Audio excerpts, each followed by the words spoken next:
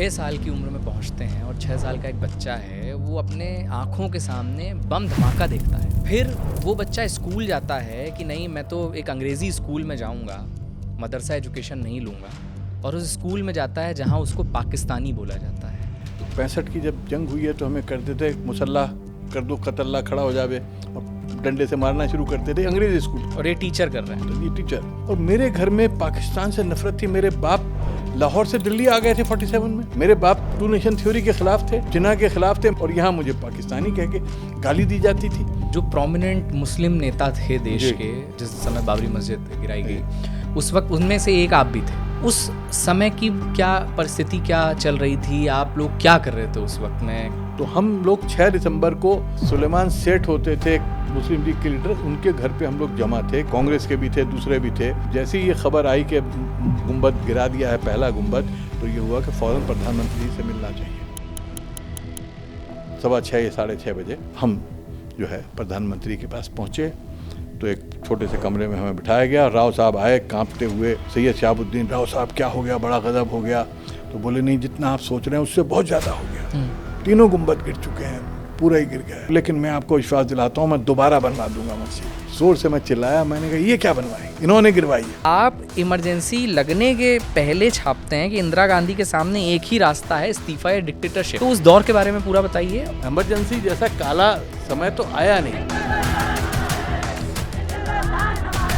लेकिन आज जो है, आज दिक्कत ये है कि आज इमरजेंसी लगाने की ज़रूरत नहीं पड़ती। आप मीडिया के हैं, बुरा मत मानिएगा, लेकिन 90% मीडिया जो है वो बगैर किसी इशारे के सरकार की पीछे पीछे तालियां बजाता हुआ चलता है। उस समय की दिल्ली के बारे में आप थोड़ा बताइए, जिसमें आपने जन्म लिया। वो दिल्ली बड़ी खूबसूरत थी, वो सही मानों में दिल वालों की दिल्ली थी। लाहौर और दिल्ली बिल्कुल एक जैसे शहर हैं, दोनों को मैं सिस्टर या ब्रदर सिटीज़ मानता हूँ। फ्रॉम मुल्ला टू मार्क्स, सब पर सवाल करिए। क्या इसी तरीके की सोच ने आपको पत्रकार बनाया?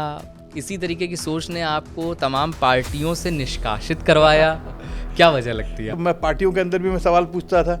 बाकी पार्टियों में जब मैंने यही काम किया कि जब वो सत्ता में आ गए, मैंने सवाल पूछे तो उन्होंने कहा निकलो बाहर। जो आपने प्रधानमंत्री नरेंद्र मोदी के साथ इंटरव्यू किया और उसके बाद आपको पार्टी से निकाला भी गया। मुझे फ़ोन आया मोदी जी के यहाँ से कि आप इंटरव्यू करना चाहते, सवाल भेज दीजिए। तो उन्होंने कहा जी हमारी शर्त यह है कि हम उसको पूरे को वीडियोग्राफी करेंगे उसकी, और उसको ज़्यादा उसमें काट छाट नहीं करेंगे, आप एज इट इज़ छापेंगे। एक इंटरव्यू और आपने किया इमरजेंसी के बाद Indira Gandhi. Hello and welcome, मेरा नाम है मुकुल सिंह चौहान और आप देख रहे हैं जस्ट ब्रेकिंग डाउन पॉडकास्ट। आज मेरे हाथ में एक ऐसी किताब मौजूद है जिसका नाम है eye witness, India from Nehru to Narendra Modi. इसे रूपा पब्लिकेशन ने पब्लिश किया है।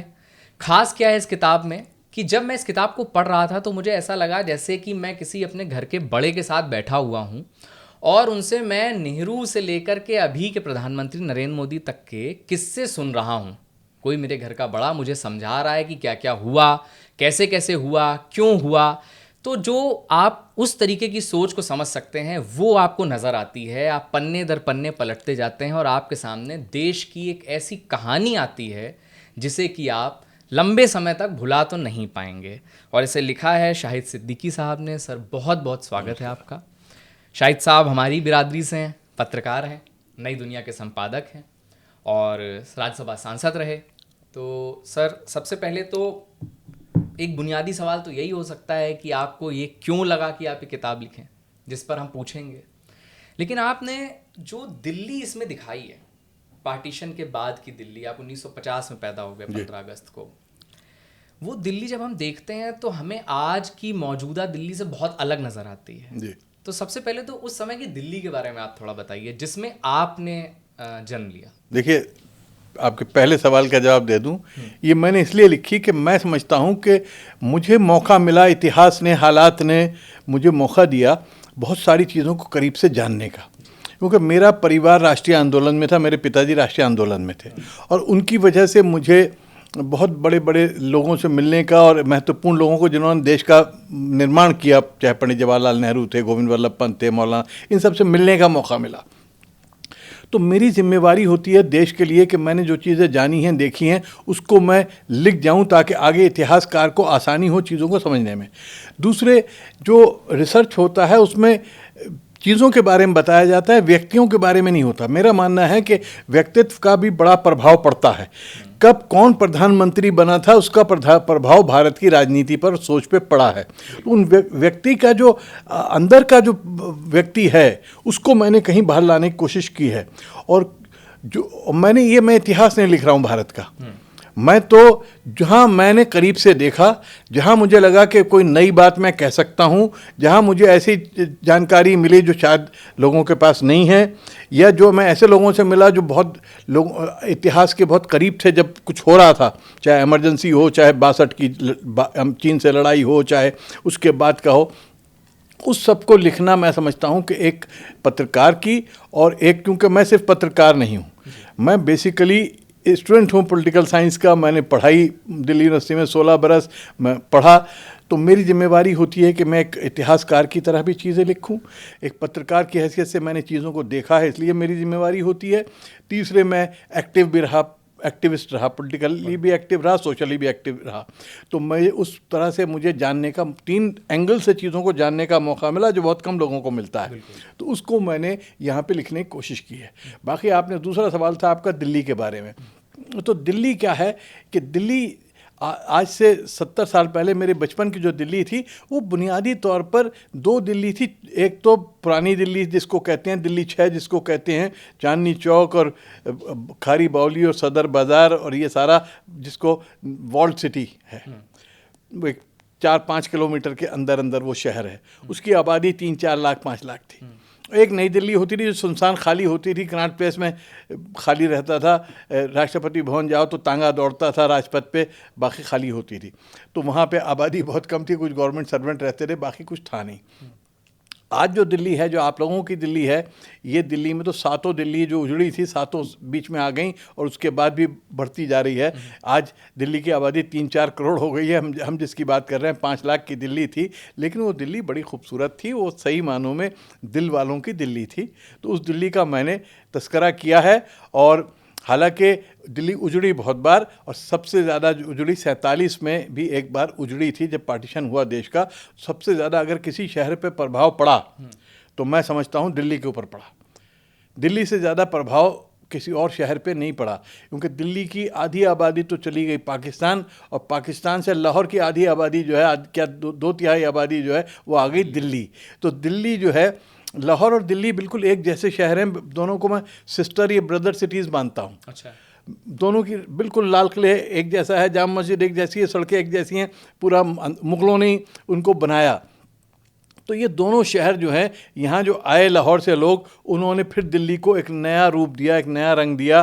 कुछ लाहौर का रंग भी आया, कुछ नया रंग भी आया। तो अब ये जो दिल्ली है ये आपके सामने है, और ये कितनी अच्छी हुई कितनी बुरी हुई ये अलग बात है। जी, जब आप ये बात बोल रहे हैं ना कि आपको उन लोगों से, बड़े लोगों से मिलने का मौका मिला, मैं जब ये किताब पढ़ रहा था तो मुझे इतनी जेलसी हो रही थी कि इतनी कम उम्र में, जब 6 साल में आपको इतने बड़े बड़े जोश मलियाबादी जैसे लोग से आप मिल रहे हैं, आप पंडित नेहरू से मिल रहे हैं, इतनी एक्सेसिबिलिटी है, तो कैरेक्टर क्या बन रहा होगा जब आप उनको देख रहे होंगे।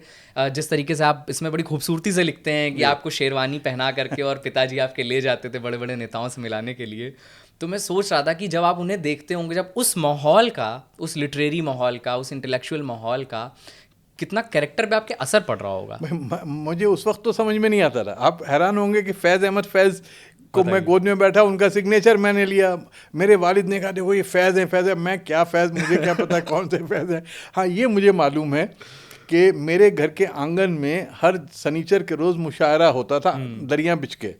उसमें शायरी सुनने वाले होते थे, शायरी जो पुराने ज़माने का होता ना, शमा जो लाल किले का जैसे मशहूर मुशायरा, उस तरह से मेरे घर में होता था। और अगर जोश साहब दिल्ली में आजकल के एडिटर थे तो दिल्ली में रहते थे तो वो आ जाते थे, फैज़ हैं तो फैज़ आ जाएंगे, मानी जायसी थे वो आ जाते थे, मेहंदी नज़मिया आते थे, सलाम मछली शायरी, तो सारे होते थे। लेकिन उससे ज़्यादा मज़ेदार बात जिसने मुझे प्रभावित किया कि मेरा अखबार जो था शाम का अखबार था, तो 3-4 बजे तक प्रेस चला जाता था। उसके बाद मेरा दफ्तर खाली हो जाता था। तो वो दफ्तर हवाले हो जाता था दिल्ली के जितने शायर, अदीब, writers, poets, film actors, theatre, ये सारे हैं। तो एक कमरे में तो थिएटर की रिहर्सल चल रही है किसी प्ले की, हबीब तनवीर साहब आके अपना जमाए हुए हैं, जमावड़ा, और लोग जमा हैं, इंडियन पीपल्स थिएटर एसोसिएशन के लोग जमा हैं। दूसरे कमरे में जो है वो मेज़े के ऊपर चढ़ के बहस हो रही है किसी मौलानाओं की कि हिंदुस्तान पाकिस्तान क्या है, हिंदुस्तान क्या है, टू नेशन थ्योरी क्या है, जिन्ना क्या है, गांधी क्या कर रहे हैं, नेहरू की क्या गलती है, पटेल क्या कर रहे हैं। तीसरे कमरे में जो है वो मुशायरा इम्प्रॉम्प्टू हो गया। चौथे में जो है कम्युनिस्ट पार्टी वाले जमा है, लेफ्टिस्ट, क्योंकि मेरा ही घर कम्युनिस्ट पार्टी का भी बड़ा मरकज़ बन गया था। अच्छा।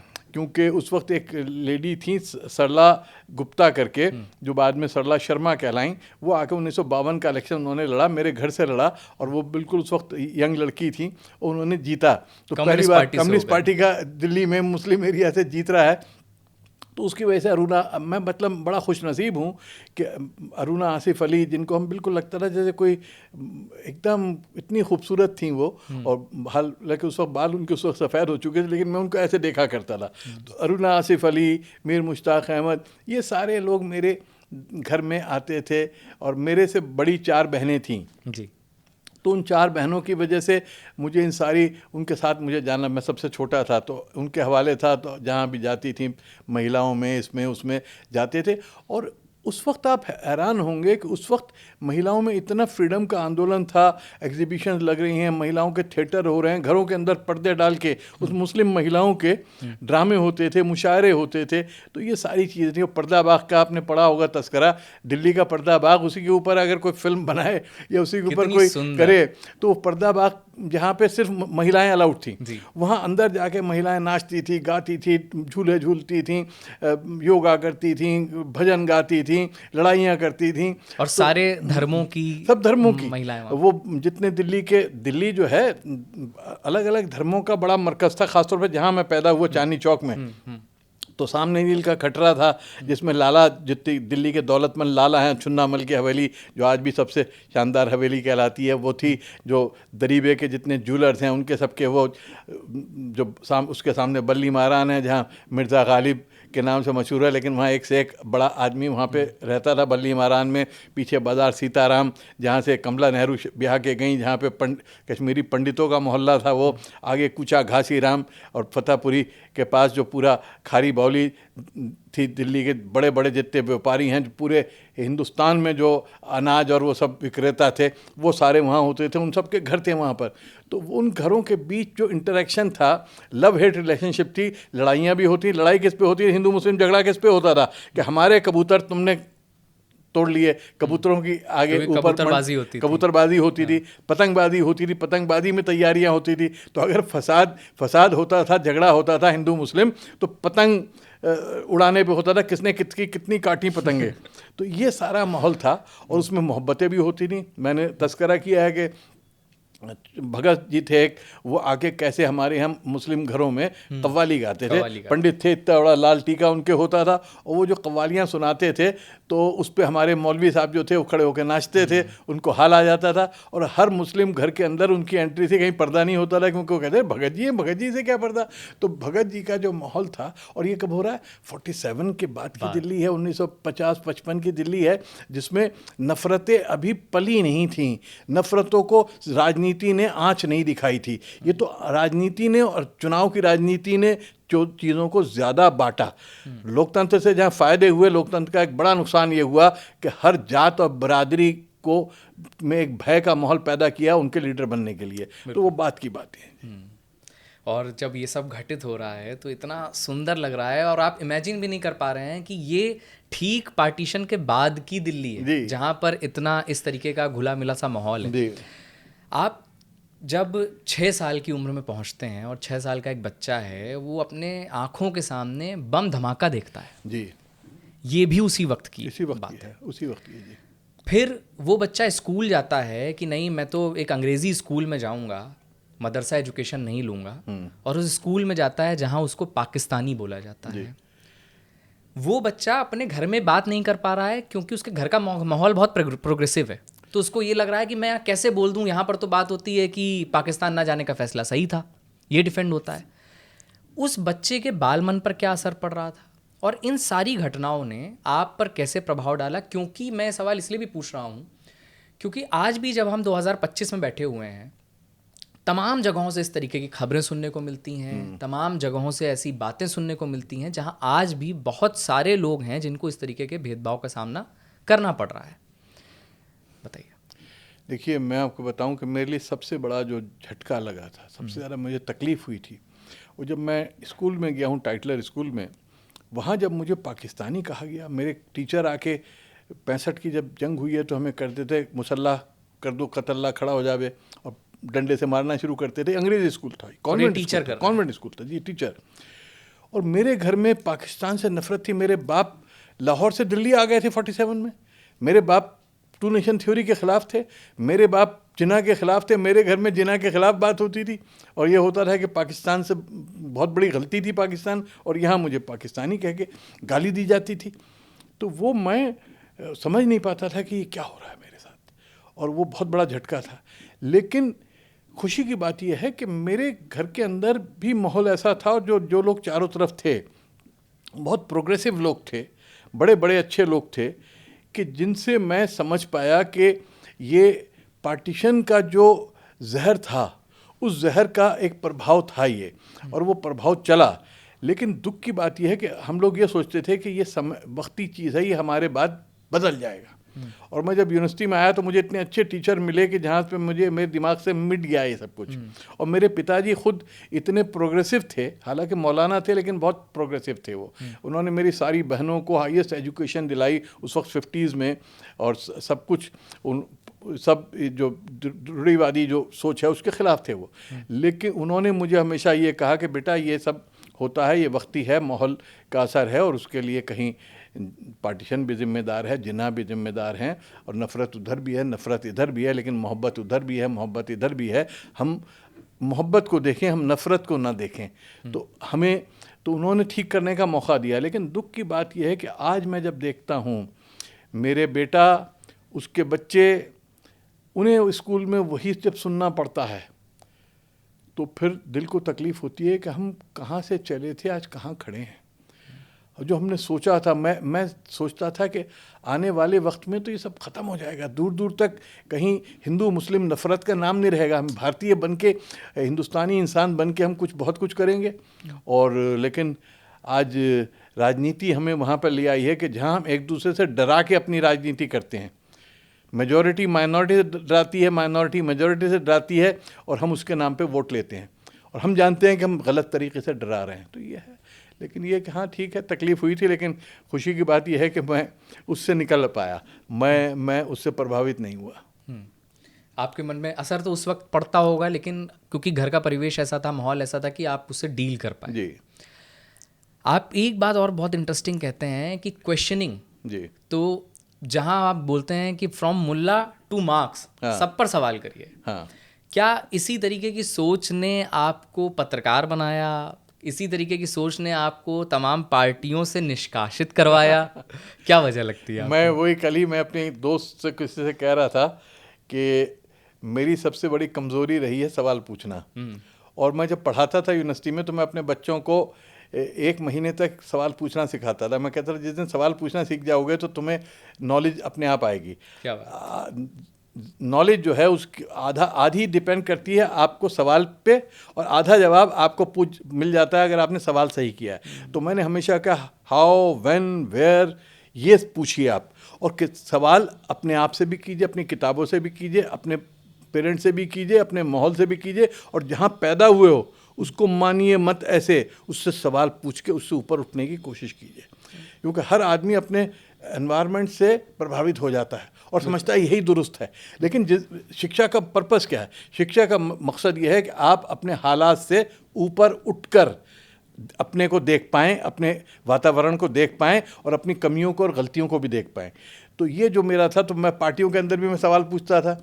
अच्छा, राजीव गांधी से मेरी दोस्ती हुई तो राजीव गांधी ने तो मान लिया, इस बात को मुझे हाथ मिला लिया। मैंने कहा मैं आपसे सवाल पूछूंगा, आप में क्या हिम्मत है? उन्होंने कहा बिल्कुल हिम्मत है, मैं आपकी बुरा नहीं मानूंगा आपकी बात का। मैंने कहा मैं वो नहीं बोलूँगा जो आप सुनना चाहते हो, मैं वो बोलूँगा जो मैं ठीक समझता हूँ। मैं गलत हो सकता हूँ, लेकिन मैं वो बोलूँगा जो मैं ठीक समझता हूँ। बाकी पार्टियों में जब मैंने यही काम किया कि जब वो सत्ता में आ गए मैंने सवाल पूछे तो उन्होंने कहा निकलो बाहर। सत्ता में आके सवाल नहीं पूछे जाते, सत्ता में सिर्फ आदेश लिए जाते हैं और पार्टी लाइन पे चला जाता है। मेरा हमेशा मानना है कि पार्टी से ऊपर विचारधारा है और विचारधारा के ऊपर मेरे उसूल हैं। तो अगर उसूलों पे बात नहीं पूरी हो रही, अगर विचारधारा पे नहीं हो रही, तो मैं पार्टी का अंधभक्त नहीं हो सकता। राजनीति में समझौते करने पड़ते हैं, झुकना पड़ता है, कई बार गलत काम भी करना पड़ता है राजनीति में, लेकिन आपको पता होना चाहिए कि मैं कहाँ तक जाने को तैयार हूँ, बॉटम लाइन क्या है, इसके आगे मैं नहीं जाऊँगा। तो आप अगर आप ऐसा नहीं कर रहे हैं तो फिर आप राजनीतिक आदमी नहीं हैं, आप दलाल हैं। तो मैं माफ़ करें, मैं क्योंकि आया राजनीति में इसलिए कि सब कहते थे कि मुसलमान जो है उसमें पढ़े लिखे तो आते नहीं, सब ऐसे लोग आते हैं, आप लोग जिम्मेवार हो, आप क्यों नहीं आते। मुझसे हर नेता जब मैं इंटरव्यू करने जाता था, जब मैं इंदिरा जी लेके और सबका, तो यही कहते थे कि आप लोग आते क्यों नहीं, आप पीछे रहते हो। और मुस्लिम मिडिल क्लास एजुकेटेड भाग गई थी पाकिस्तान, यहाँ जो बचे थे वो डर के मारे बात नहीं करते थे, राजनीति में आते नहीं थे। यहाँ कौन आ रहा था, जो सड़क छाप लोग हैं। तो नतीजा ये था कि ना मुसलमान को लीडरशिप मिल रही थी, ना देश को मिल रही थी। तो मेरे जैसे लोगों ने सोचा कि हम जाके राजनीति में परिवर्तन लाएंगे, हम जाएंगे पढ़े लिख के, लेकिन अंदाज़ा ये हुआ कि जितनी अच्छी थी उस वक्त उससे बिगड़ती जा रही है, उसमें हमारी जगह नहीं है, हम वहाँ पे मिसफिट हैं। तो मैं इसीलिए फिट नहीं हो पाया कि रहा सब सेकुलर पार्टियों में। अब देखें, मैंने आइडियोलॉजिकल कंप्रोमाइज़ नहीं किया, लेकिन और मेरा मानना था कि कांग्रेस हो, चाहे समाजवादी पार्टी हो, चाहे वो बीएसपी हो, इनमें कोई अंतर नहीं है सिवाय इसके कि ये अपने अपने लीडरों की जो ज़रूरतें हैं, जो उनकी वो है राजनीतिक जो उनकी उसकी वजह से अलग अलग हैं। विचारधारा का कोई अलग अलग अंतर मतभेद नहीं है। हाँ, उनके सपोर्ट अंक है कि बीएसपी ज़्यादा दलित वोट पे सपोर्ट करती है, एसपी ज़रा ज़्यादा बैकवर्ड वोट पे सपोर्ट चाहती है, कांग्रेस जो है वो सबको साथ लेने की कोशिश करती है, लेकिन तीनों पार्टियां मुसलमान को एज अ वोट बैंक इस्तेमाल करती थीं। और मेरी कोशिश ये रही कि मुसलमान वोट बैंक ना रहे, मुसलमान को ईमानदारी से शिक्षा में, रोज़गार में एक बराबर के हिंदुस्तानी की हैसियत से जगह मिले। तो मैं हमेशा सवाल उठाता रहा। मैं एक बड़े मजाक में कहता हूँ कि, और सेकुलर पार्टियाँ बुरा भी मानेंगी, लेकिन मैं एक बात कहता हूँ आपसे कि सेकुलर पार्टियों को, इंक्लूडिंग बीजेपी का तो सवाल ही नहीं, वहाँ तो चाहिए ही कोई नहीं, लेकिन मैं सेकुलर पार्टियों की बात कर रहा हूँ। इसका मतलब नहीं कि मैं बीजेपी को सपोर्ट कर रहा हूँ, क्योंकि फ़ौरन मीडिया वाले गलत इंटरप्रेट कर देते हैं। सेकुलर पार्टियों में मेरा विश्वास है, लेकिन उसके बावजूद मैं उनको, जो मैं सवाल करता हूँ तो मैं उन पर सवाल भी उठाता हूँ। उनको दो तरह के मुसलमान पसंद हैं, एक जो पान खाने के लिए मुंह खोलते हैं, एक जो पान थूकने के लिए मुंह खोलते हैं, और जो सवाल करने के लिए मुंह खोलता है उसको वो कहते हैं बाहर चलो। तो मेरी गलती ये थी कि मैं उनमें नहीं था, ना पान खाने वाला ना पान थूकने वाला, तो मुझे पार्टियों ने बर्दाश्त नहीं किया और मुझे बाहर रहना पड़ा। लेकिन राजनीति मैंने इसलिए नहीं छोड़ी कि मेरा मानना है कि राजनीति बुनियाद है किसी भी देश के विकास की और देश के बनाने की। राजनीति अच्छी चीज़ है। मैं जब किसी ने कहा कि आप तो राजनीतिक नहीं लगते, मैंने कहा बिल्कुल राजनीतिक हूँ। आप राजनीति, आप नेता नहीं लगते, मैंने कहा नेता नहीं हूँ मैं, लेकिन राजनीतिक 100% हूँ, क्योंकि मैं जब से पैदा हुआ हूँ मैंने राजनीति के अलावा कुछ देखा नहीं। लेकिन राजनीति में पॉलिटिक्स जो है वो समाज को बनाने की, जो पॉलिस का मैनेजमेंट है उसको कहते हैं पॉलिटिक्स। तो उसको अगर वो गलत है तो देश गलत होगा, पॉलिटिक्स गलत है तो पॉलिटिक्स ठीक है तो देश सही होगा। इसलिए पॉलिटिक्स बहुत अच्छी चीज़ है, बुरी चीज़ नहीं है, लेकिन सवाल यह है कि उसको कौन लोग चला रहे हैं।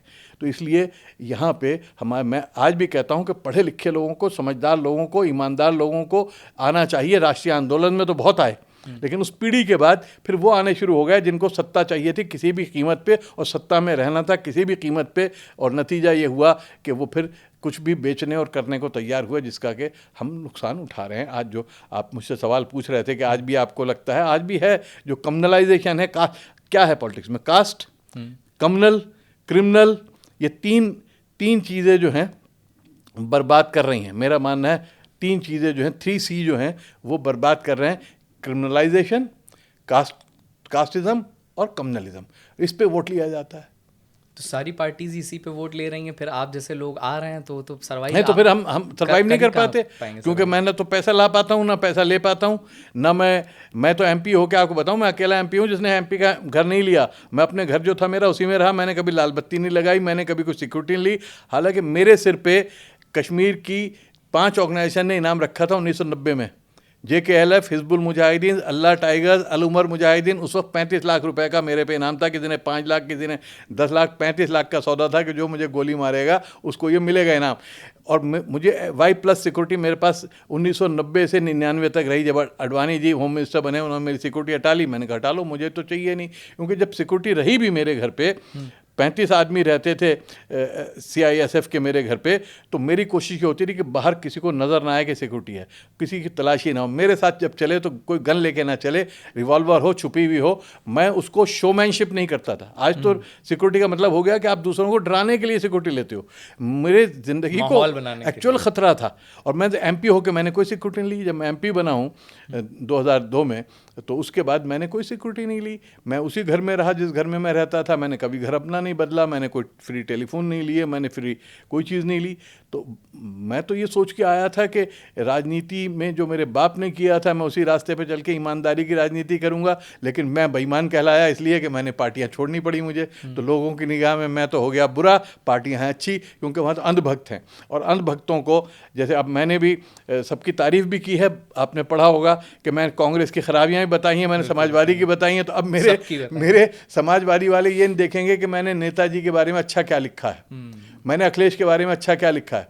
वो ये देखेंगे कि इन्होंने तो ये सवाल उठा दिया नेताजी पे या किसी और पे, तो इसलिए अब मुझे गाली उनकी पढ़ने को। तो मैं देख रहा हूँ सोशल मीडिया में कुछ तो मुझे अभी आ रहा है, इसके बाद क्या रिएक्शन क्या आ रहा है? क्योंकि आप लगातार, जैसे मैं और भी जगहों पर देख रहा था, तो आप ये कह रहे थे कि बहुत सारे लोगों से दुश्मनी हो जाएगी इस किताब के बाद।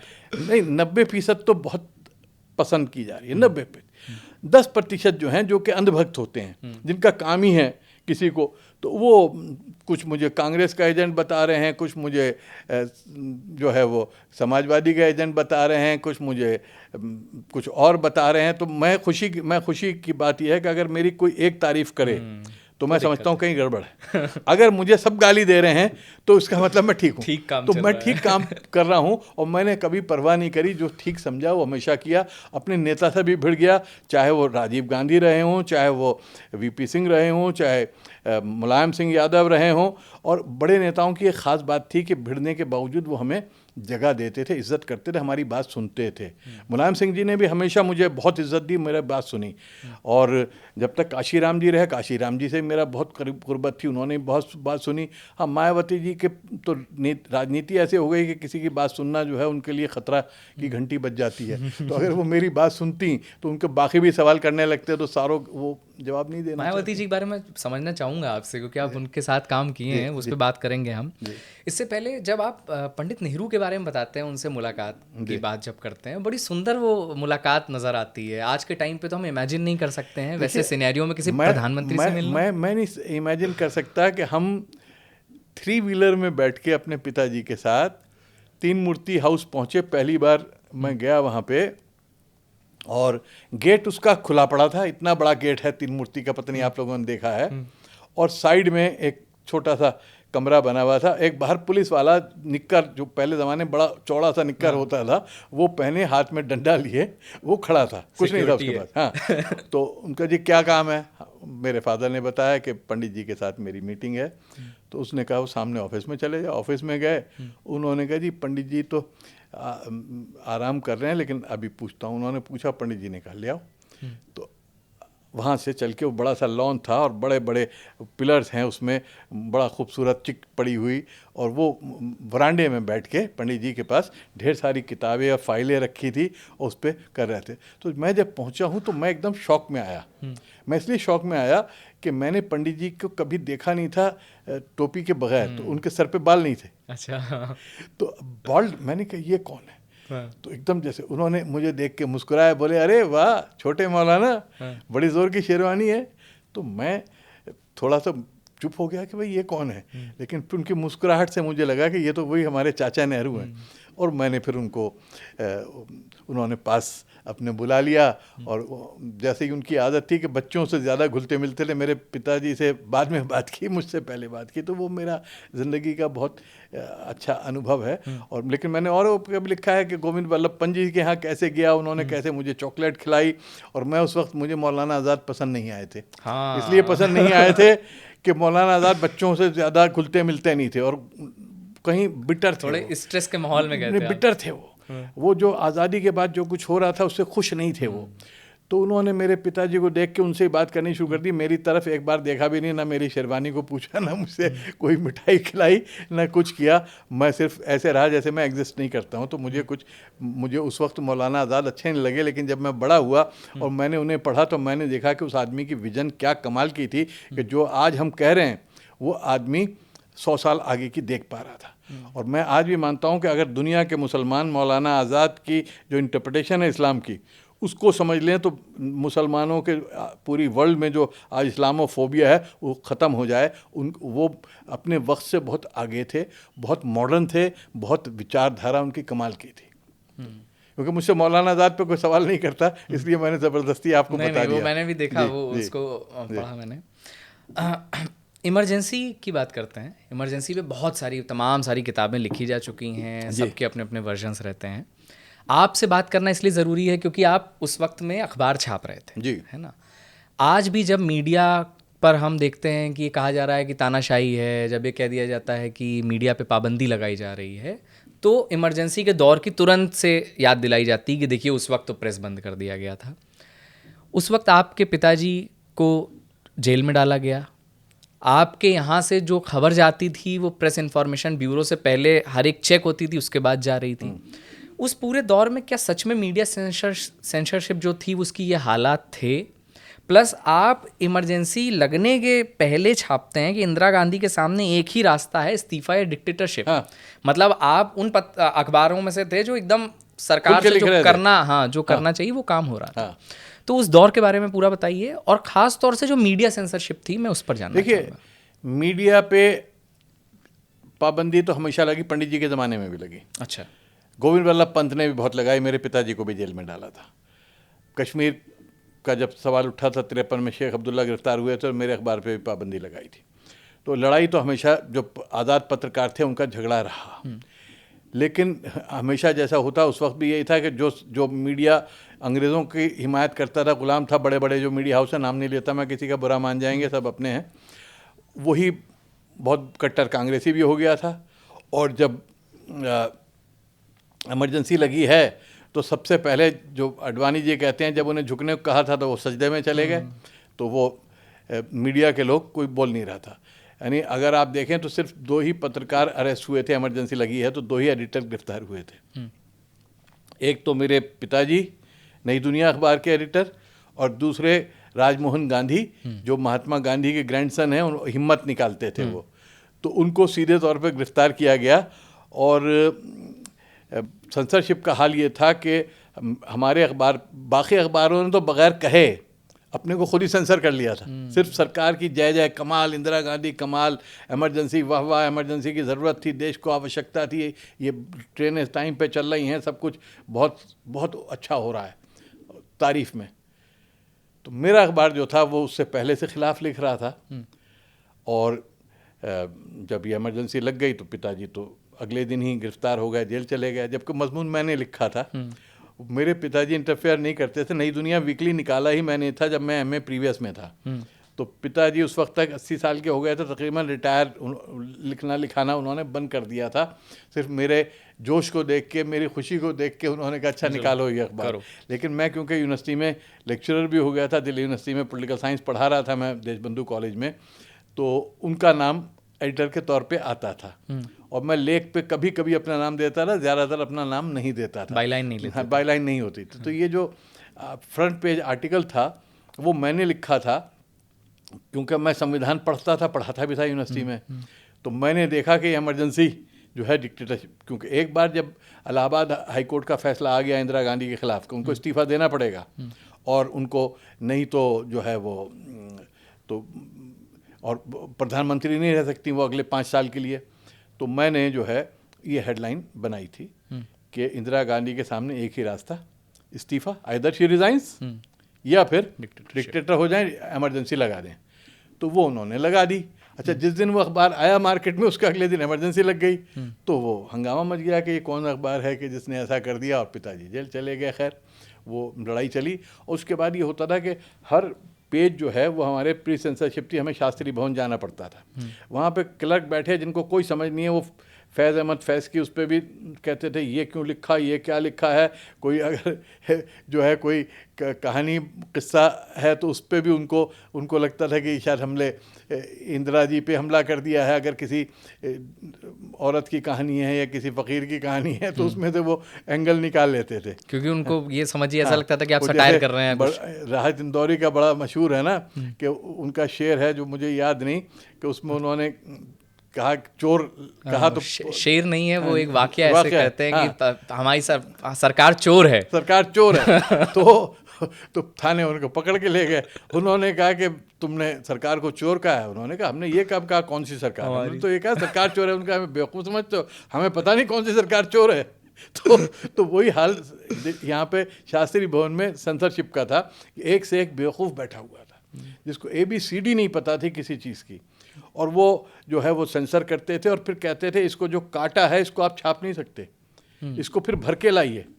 तो अब उसको भरिए कैसे, और क्योंकि मेरा अपना प्रेस था नहीं, प्रेस छापने को तैयार नहीं होता था जब तक कि आप वहाँ पे सेंसर बोर्ड का सर्टिफिकेट ना लाएं। रोज सर्टिफिकेट दिया जाता था। मेरा वीकली था तो वीकली मुझे ये करना पड़ता था। तो मैं यूनिवर्सिटी में पढ़ा भी रहा था, फादर जेल में थे, जेल भी भाग रहा था, ये अखबार भी कर रहा था, और मेरे पास कोई स्टाफ नहीं था, कोई चीज़ नहीं थी, मैं खुद ही उसको लेके भागता था और छपवाता था। तो कैसा स्ट्रगल था इमरजेंसी में। और ऐसे बहुत सारे पत्रकारों के साथ एक दिक्कत थी, ये सारा कुछ हुआ था। मतलब इमरजेंसी जैसा काला समय तो आया नहीं, लेकिन आज जो है, आज दिक्कत ये है कि आज इमरजेंसी लगाने की ज़रूरत नहीं पड़ती। आप मीडिया के हैं, बुरा मत मानिएगा, लेकिन 90% मीडिया जो है वो बग़ैर किसी इशारे के वो सरकार की आगे आगे तालियां पीछे पीछे तालियां बजाता हुआ चलता है। वो मेरे पिताजी कहते थे कि मीडिया का काम सरकार को लगाम देना है।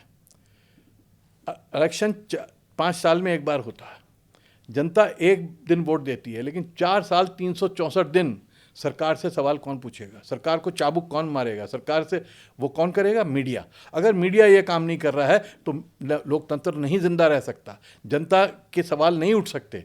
तो मीडिया का काम अपोजिशन से सवाल पूछना नहीं है, मीडिया का काम सही या गलत, अच्छे या बुरे, सरकार से सवाल पूछना है, सरकार को लगाम देना है, सरकार के अंदर भय पैदा करना है कि बात आ जाएगी, बाहर आ जाएगी, पब्लिक में आ जाएगी, इसलिए ऐसा मत करो। और जिस दिन मीडिया का भय ख़त्म हो जाता है, सरकार बेलगाम हो जाती है। तो आज सरकारें जो है उन पर भय नहीं है मीडिया का, मीडिया खुद जो है वो पैरों में गिर गया है। तो ये फ़र्क है, आज इमरजेंसी लगाने की ज़रूरत नहीं है। जब ये सब हो रहा था कि आपको इतनी मेहनत करनी पड़ रही है, इतना संघर्ष करना पड़ रहा है इस लिहाज से कि आपको एक अखबार निकालना है, उस दरमियान आपके मन में नहीं आया कि अच्छी खासी मेरी, चलो मैं तो नौकरी कर ही रहा हूँ, इसको अभी बंद कर देते हैं? नहीं, मैं तो शुरू से, मेरे पिताजी ने जिस तरह का हमारा जीवन रहा, तो हमें शायद हमारी घुट्टी में पड़ा हुआ था कि सच बोलना है और जो है उसके लिए लड़ाई लड़नी है। तो कभी मेरे मन में ज़रा सा भी नहीं आया कि मेरी नौकरी चली जाए। तो मैं तो नौकरी, मैंने खुद ही इस्तीफ़ा दिया। मतलब वरना बहुत सारे मैं ऐसे जानता हूँ, बहुत बड़े बड़े लीडरों को, कि जो दिल्ली यूनिवर्सिटी में लेक्चरर थे, वो लेक्चरर रहे सारी ज़िंदगी, क्लास कभी नहीं लेते थे, और उसके बावजूद वो न सिर्फ MP बने, मिनिस्टर बने।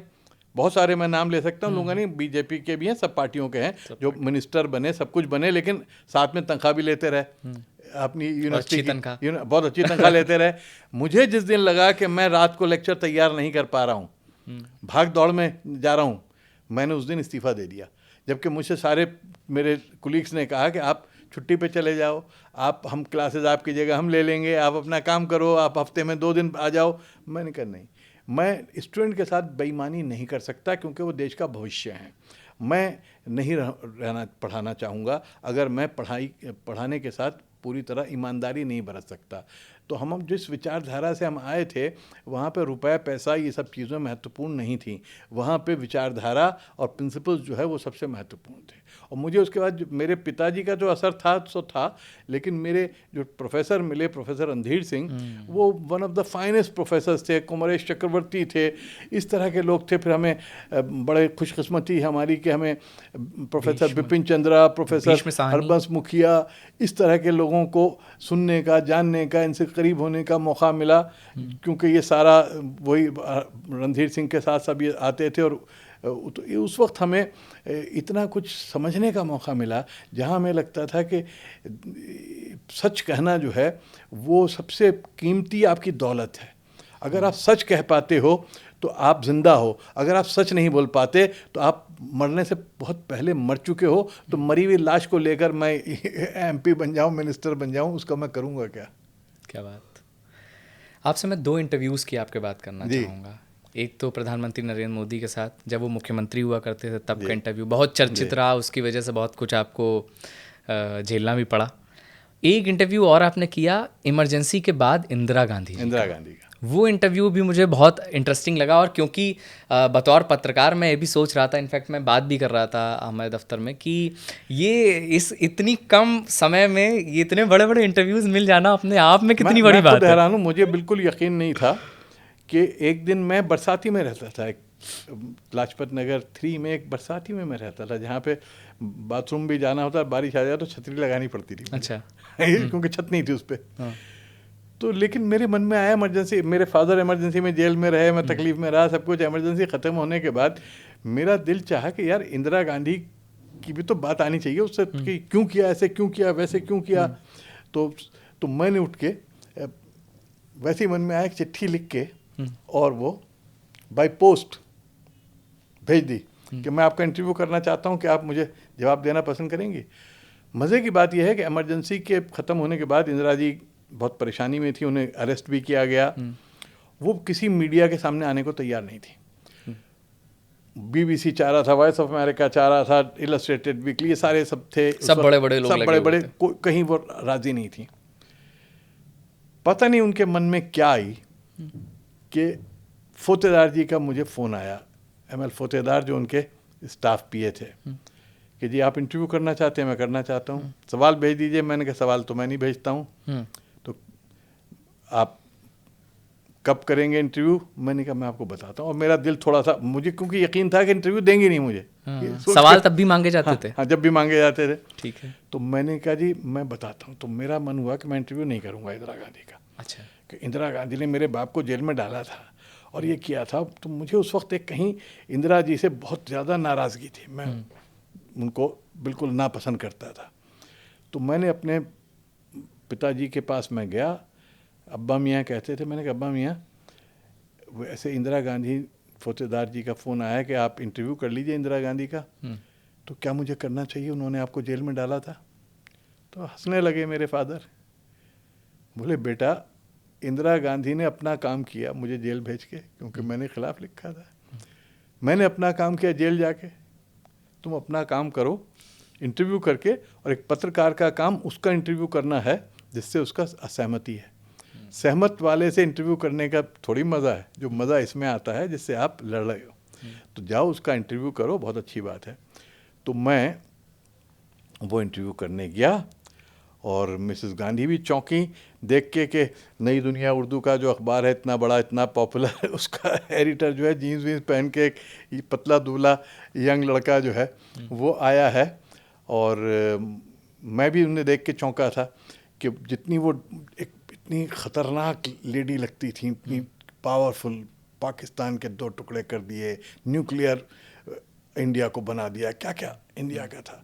तो एक, और सबको जेलों में डाल दिया, सारी अपोजिशन को जेल में डाल दिया। दुबली पतली, छोटे से कद की, बहुत हल्के से बोलने वाली, बोली आइए आइए बैठिए आप। तो मैं तो ये सब चीज़ें मैं इसलिए लिखी है कि लोगों को सामने आना चाहिए। लोग कैरिकेचर पे जाते हैं, लीडरों का एक वो बना लेते हैं कि हर लीडर के अंदर खूबियाँ हैं, खामियाँ हैं, गलतियाँ हैं, कमज़ोरियाँ हैं। हर लीडर इंसान है, ये समझने की ज़रूरत है। मैंने इंसान इस किताब के अंदर, जो किताब को पढ़ेगा उससे लीडर के अंदर छुपा हुआ आदमी देखने को मिलेगा। मैंने उस आदमी को भी कहीं बाहर लाने की कोशिश की है, वरना क्या होता है कि हम बैरिकेड कर देते हैं, ये अच्छा है, ये बुरा है, ये ऐसा है, वो वैसा है, इसको इस शेल्फ में रख दो, उस शेल्फ में। कोई अच्छा नहीं है, कोई बुरा नहीं है, सबके अंदर सब कुछ है। बिल्कुल। इनफैक्ट मुझे ये याद, जब मैं अपने छोटा था तो मैं जब पढ़ता था कि महात्मा गांधी जी के बारे में पढ़ता था या अम्बेडकर साहब के बारे में पढ़ता था, तो मुझे इतना ताज्जुब होता था, मैं ऐसे पूछता था अपनी मम्मी से कि मम्मी क्या बाबा ने देखा होगा गांधी जी को? मुझे लगता था कि कोई और फिगर होते होंगे, कोई और दुनिया के लोग होते ही नहीं होंगे। हाँ, हमारी दुनिया के लोग नहीं है ये। इतना आश्चर्य से पूछता था, तो इन्होंने देखा होगा, तो बताते थे कि गांव से ट्रेन निकली थी, तो उसमें एक बार गांधी जी खड़े थे, गांधी जी लाठी लिए। मुझे एकदम वही याद आ गया। तो उसमें आपके उस इंटरव्यू में एक बहुत इंपॉर्टेंट बातचीत हुई थी जिसका आज भी रेलेवेंस है। आप उसमें 2 शब्दों की बात करते हैं जो प्रियम्बल में जोड़े उन्होंने। आप उनसे पूछते हैं कि क्या कारण लगा आपको कि आपने सेक्युलरिज्म शब्द को और सोशलिज्म को जोड़ा आपने प्रियम्बल में। आज भी इस पर हम देखते हैं गाये बगाए सवाल उठता ही रहता है कि ये शब्द हटा देना चाहिए क्या। इस पर उन्होंने क्या जवाब दिया था आपको? उन्होंने मुझसे ये कहा कि देखिए, भारत के संविधान की जो नींव है, बुनियाद है, वो सेकुलरिज्म है।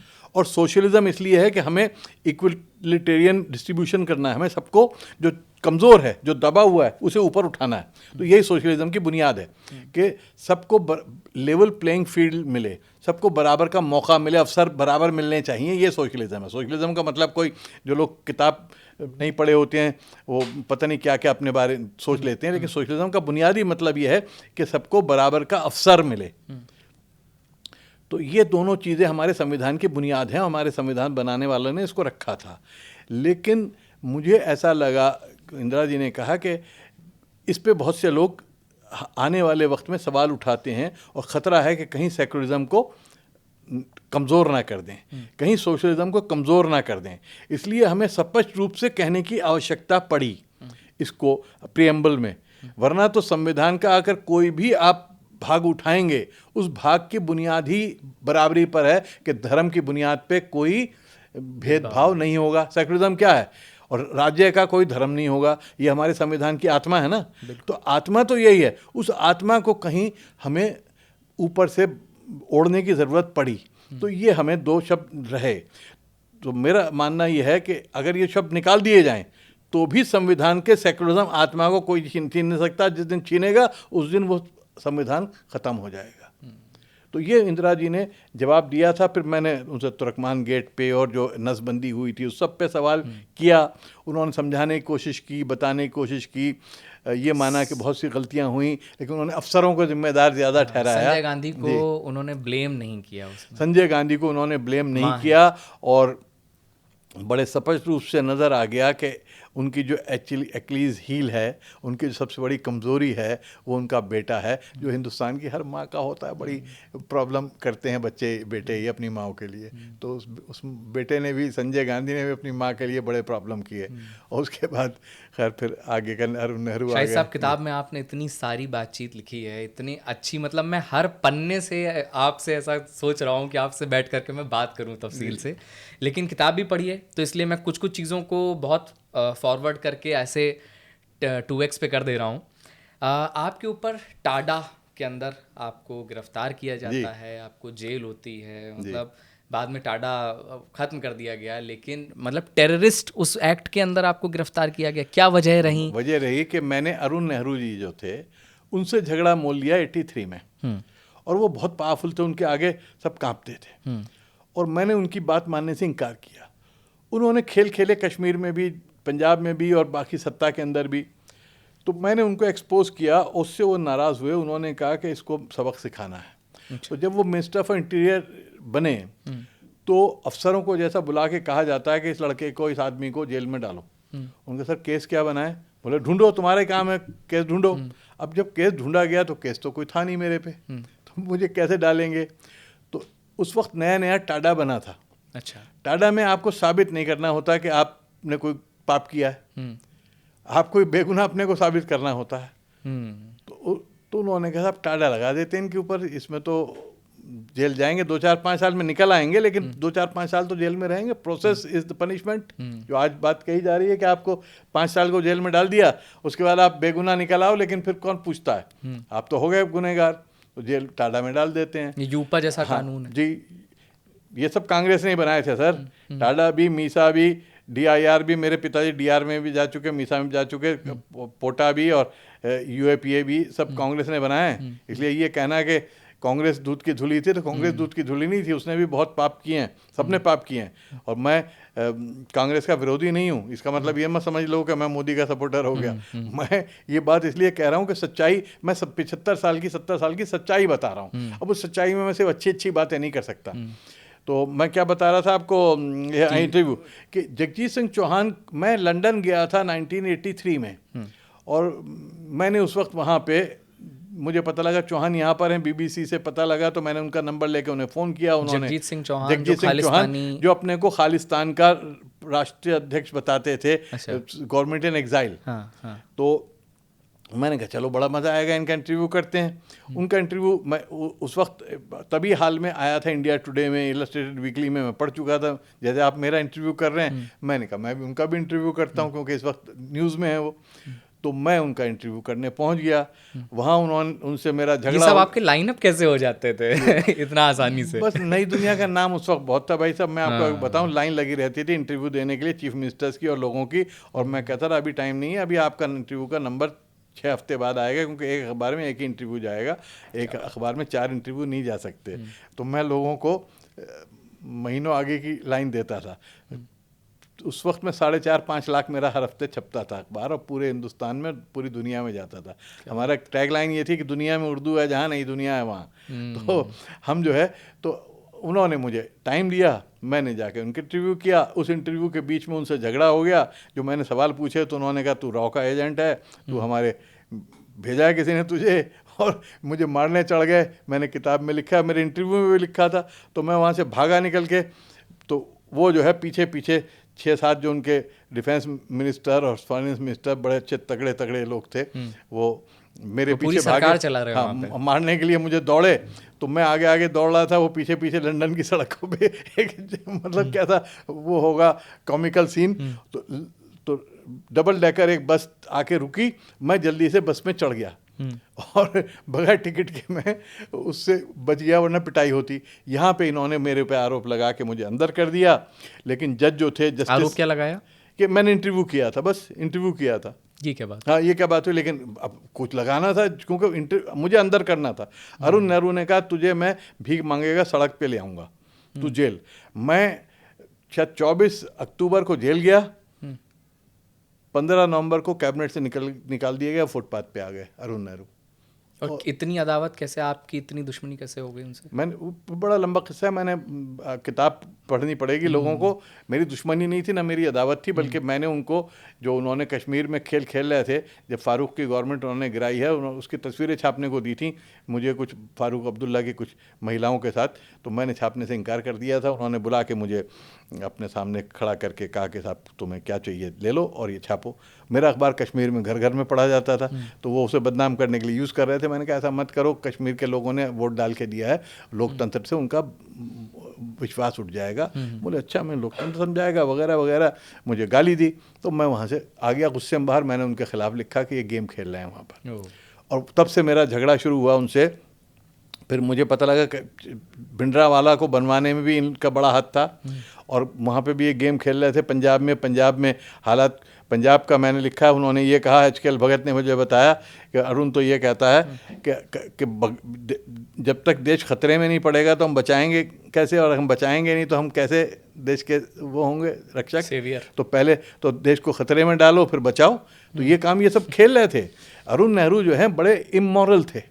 वो, उनके यहाँ कोई राजनीतिक आइडियोलॉजी और मॉरलिटी नहीं थी। और इंदिरा जी ने संजय की डेथ के बाद उन्हें सारा शक्ति दे दी थी, और संजय की जगह उन्होंने ले ली थी।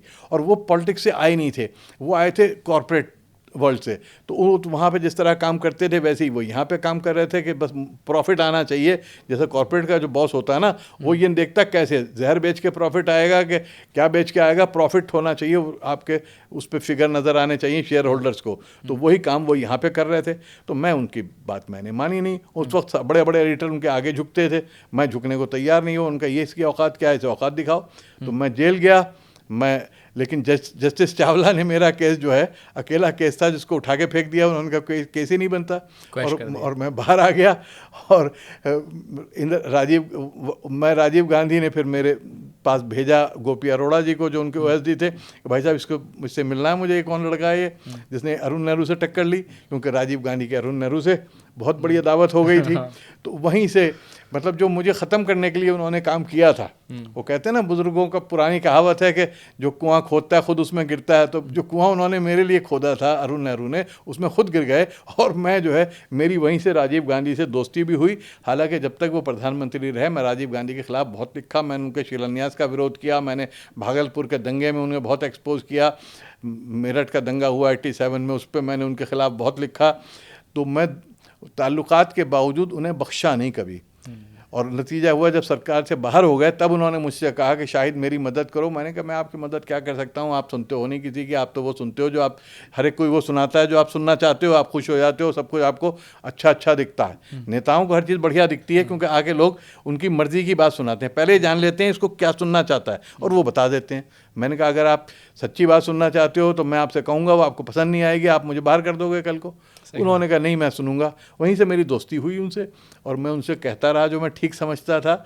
और आखिरी वक्त तक, जो मरने से 1-2 दिन पहले भी मेरी उनकी जो बातचीत हुई वो इसी तरह से हुई। ये कहा जाता है कि पत्रकार की ज़िंदगी का अजीब फसाने हैं कि तीर भी चलाने हैं और परिंदे भी बचाने हैं। आप ये बखूबी करते रहे। जी जी जी।